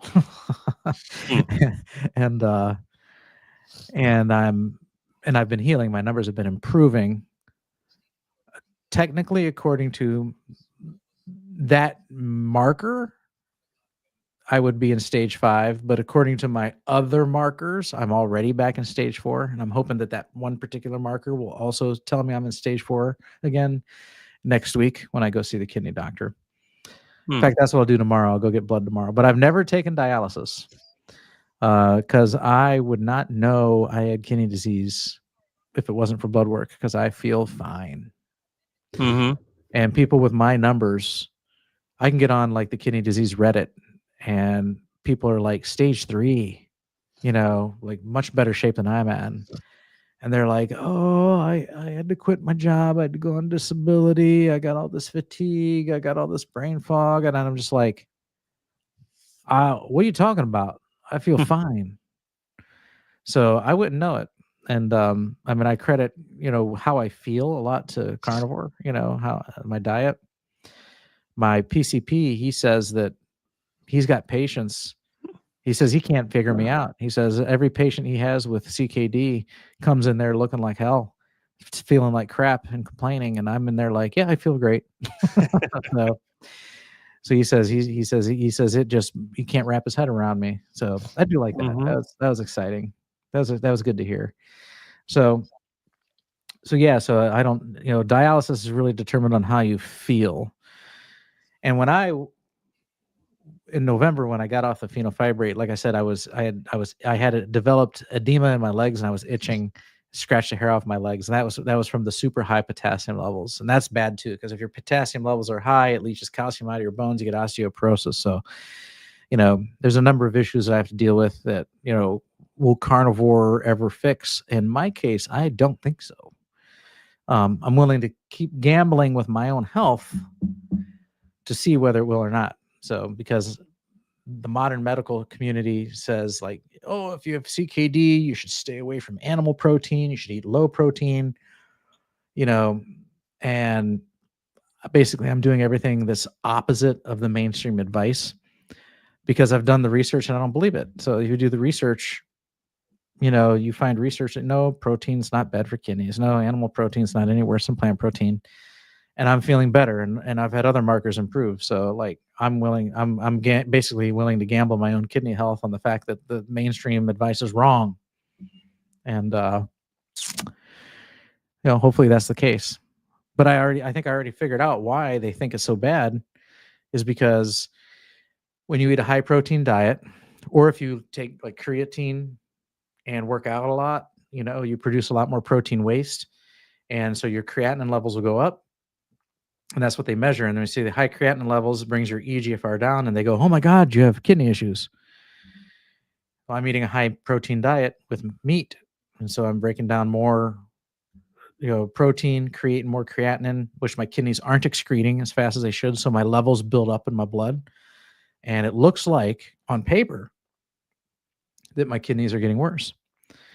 But that's why I said there's other markers you can check. And according to those markers, we see improvements. So I think that's why it happens. I think people eat protein and their numbers get worse. And then if they stop eating protein, their numbers get better. The numbers on paper gives the illusion that your kidneys are getting better, or the illusion that your kidneys are getting worse. Really, nothing's happening to your kidneys one way or the other. You're just putting less waste in your body than you were before, or you're putting more waste in your body than you were before, and your kidneys are just a filter. So it's just going to continue to filter at whatever rate it can possibly filter at. So it either builds up in your blood or you give it a chance to excrete it. I think that's really what happens. And the mainstream medical community thinks that these are actually signs of more damage when they're not. So that's my theory, and I'm sticking to it. So, and right now I've got 5 years under my belt, proving that I might be onto something. So no, I don't need dialysis. I hope I never need dialysis. I will obviously choose dialysis and get on the transplant list if the time comes that those actions are warranted, because I do like living. I recommend it. Rick, power outage reporting website is showing lots of people in Miami don't have power right now. Did yours come back on though? You're muted or unplugged. Oh, it came back on. So all right. Yeah, he's real lit up now. So it was weird. This place is so weird. yeah, that's amazing. Bob says beefy and asks, did that doctor apologize?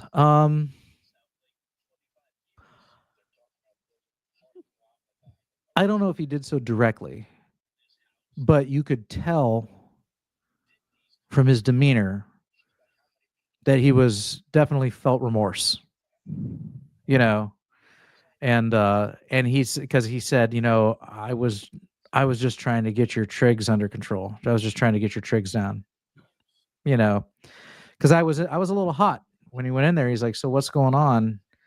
Because he when I had my numbers done, he referred me to the kidney doctor again, sent my labs over to the kidney doctor. My kidney doctor called me up, or not the doctor, but a woman from the office, and was like, you know, what changed? I'm like, nothing's changed, because I'd been taking it for a year, so it felt like nothing changed, you know. And I'm like, I don't know, nothing's changed. And they were like, no, it was him. You were doing so good. I did talk to him directly. He said you were doing so good and showing improvements, and then everything took a turn for the worse. Something had to have changed. I'm like, nothing changed. I can't think of what changed. And then that what changed? That question kept resonating with me, wouldn't leave my head. And over the next couple of days, it just clicked. I'm like, oh, I know what changed. I started taking this prescription about 11 months ago. And so then I got on the internet and went to, you know, that medical.gov. I can't think of it right now. PubMed. Started looking up research on fenofibrate and kidney disease. And I found all kinds of studies that basically said, you do not give this drug to someone with renal impairment. It'll make it worse. And some of them said the damage was irreversible. Some of the other studies said that the damage was reversible. And so I had printed them out and highlighted it. And I actually didn't deliver them to my doctor. But when I saw my doctor, because I forgot him at home, he's like, well, what's going on? You know, did you ever get to the bottom of it? And I'm like, yeah, we got to the bottom of it. I'm like, it's that drug you prescribed me. And I said, I've got 5 papers at home printed out and highlighted saying that you shouldn't have given that drug to someone in my condition. You don't give that drug to people with kidney disease. And he'd have to be aware of the studies to know that. And but it couldn't be too hard to find out, because you can even find it on Wikipedia. So it's not like you had to dig deep, you know. And then you could tell he was remorseful. And like I said, he got super calm, super cooperative after that, because he used to kind of like argue about my diet and my unwillingness to take certain medications. And he just said, you know, I was just trying to help you get your trigs down. And I get it. And like I said, and at the time I was scared, because even the carnivore doctors say you don't want your trigs, you want your trig to HDL ratio to be here. And mine was like way out in outer space. So did he apologize? Not with no direct, like, I'm sorry, you know, but I could tell that, you know, he felt bad. And like I said, I like the guy. Feral Grandma says Carrie is high energy like Kelly Hogan. Mm-hmm. Yeah, he is high energy. So at least on camera, you know, that might be his camera personality or his public persona. So you lose leg hair from wearing long johns all winter long. Yeah, you know, it is my sock line. You know, and I brought that up to my doctor too, that I scratched all the hair off my legs, and he made the comment that he sees that a lot in men when they get into their upper 40s and lower 50s. He says he sees a lot of men losing their leg hair. So maybe it's not related, but for me, it seemed to coincide with me scratching them to death. I've still got all mine. Mm-hmm. Yeah, and mine's grown back some of it. So I got pants on today right now. So I'll show you my legs next week, Rick. I'm usually barefoot, as you know. All right. Okay. Well, then we made it through the end of the chat. attendance has fallen down to 13 out of we were up in the 30s, I think, for a moment. Oh, look, it just bumped up to 14. So, but it's going on 11:30. I think I'm ready to call it. All right. I'm glad my power's back on. That's good. Yeah, that's good. All right. So, well, before I go, for the 14 people that are watching, where will we see you in the days ahead? Are you going to be tomorrow night? I should be on with Russ Mitchell for Keto Cookout because I'm on every 2 weeks. So at 8:30 on on my channel, it's also streamed. He hasn't sent me the link yet, but I have a feeling I'll be there. I don't think he's going to cancel me from that show. And then, of course, on Saturday morning, it's live at 8 with Rick. Okay, so you are routinely, for as far as YouTube lives go, you're here on Monday nights, Keto Cookout on Tuesday nights, and then you have your own live on Saturdays. Saturday all day. Well, yeah, supposed Saturday to be at 8.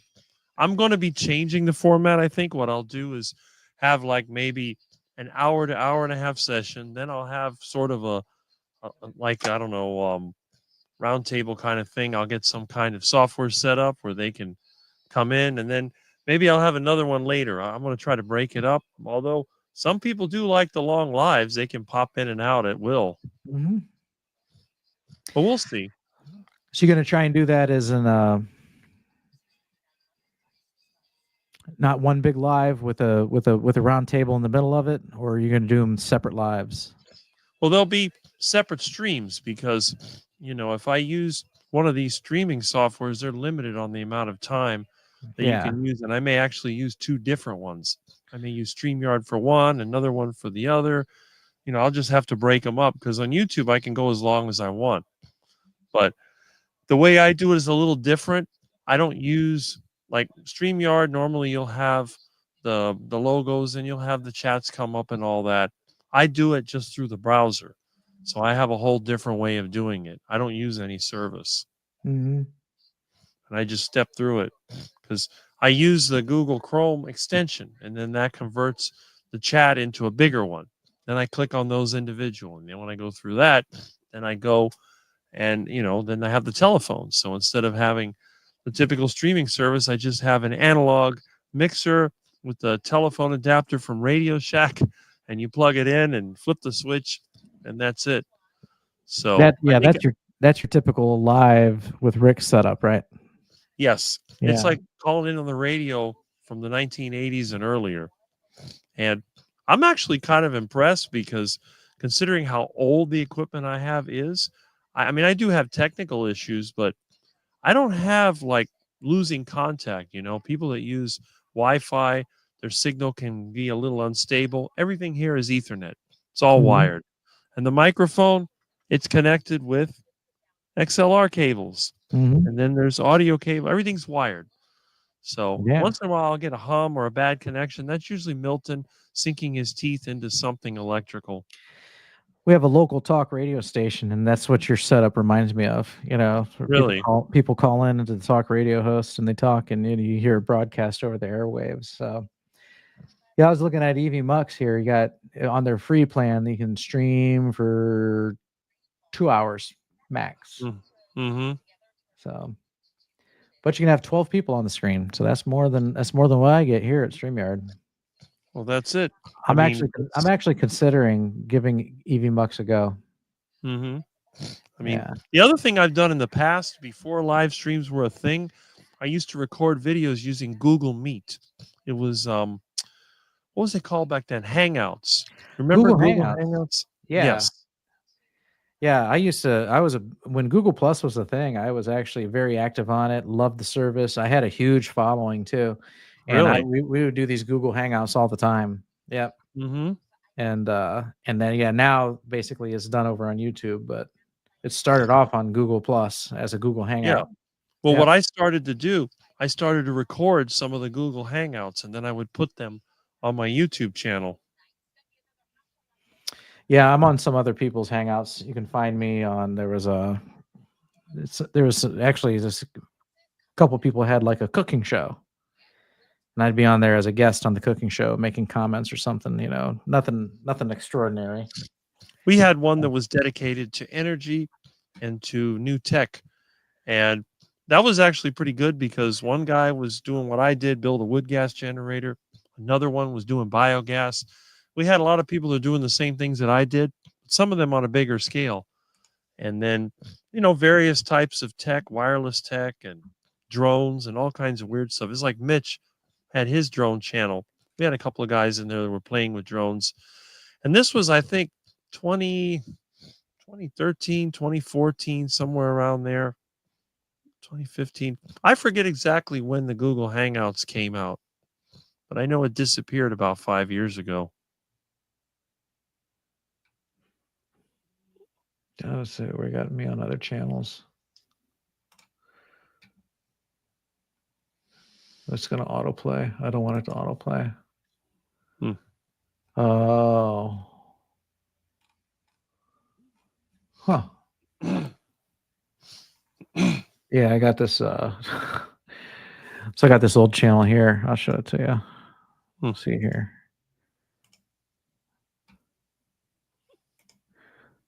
So this was my old vlog channel. Oh, okay. Yeah, and then so yeah, we just recorded silly videos, vacations and stuff like that. Some pranks. Yeah, but then I've never been on a vacation. Yeah. Yeah, but then this over here, this Taiwan on with Stacy. These were Google Hangouts. Okay. Yeah, and I'll pause it. Yep. Yeah, so that was a Google Hangout, you know, and then you'd see. Oh, this is me with the top hat right here. Huh. Yeah. So basically, you know, she'd come up with some recipe and cook it, and then we were the peanut gallery that would occasionally make comments and talk with her, you know. And it was fun. That was just one of many hangouts. I was doing a hangout almost every day. So yeah. All right. Okay. Well, that's it. I'm out of here. All right. Good night, Rick. Good night. 11:30. Good night, everybody else. We hope to see you next Monday, and stop by Keto Cookout tomorrow and hang out with Rick some more, as well as on Saturday. And of course, come over to carnivoretalk.com and hang out with all of us over on the forums as we talk about our carnivore successes, share recipes, and answer people's questions. So thank you very much. Have a good night, Rick. Have a good night, everybody. Good night, Bob. I'm going to click the end button, and this is going to end in like 3, 2, 1.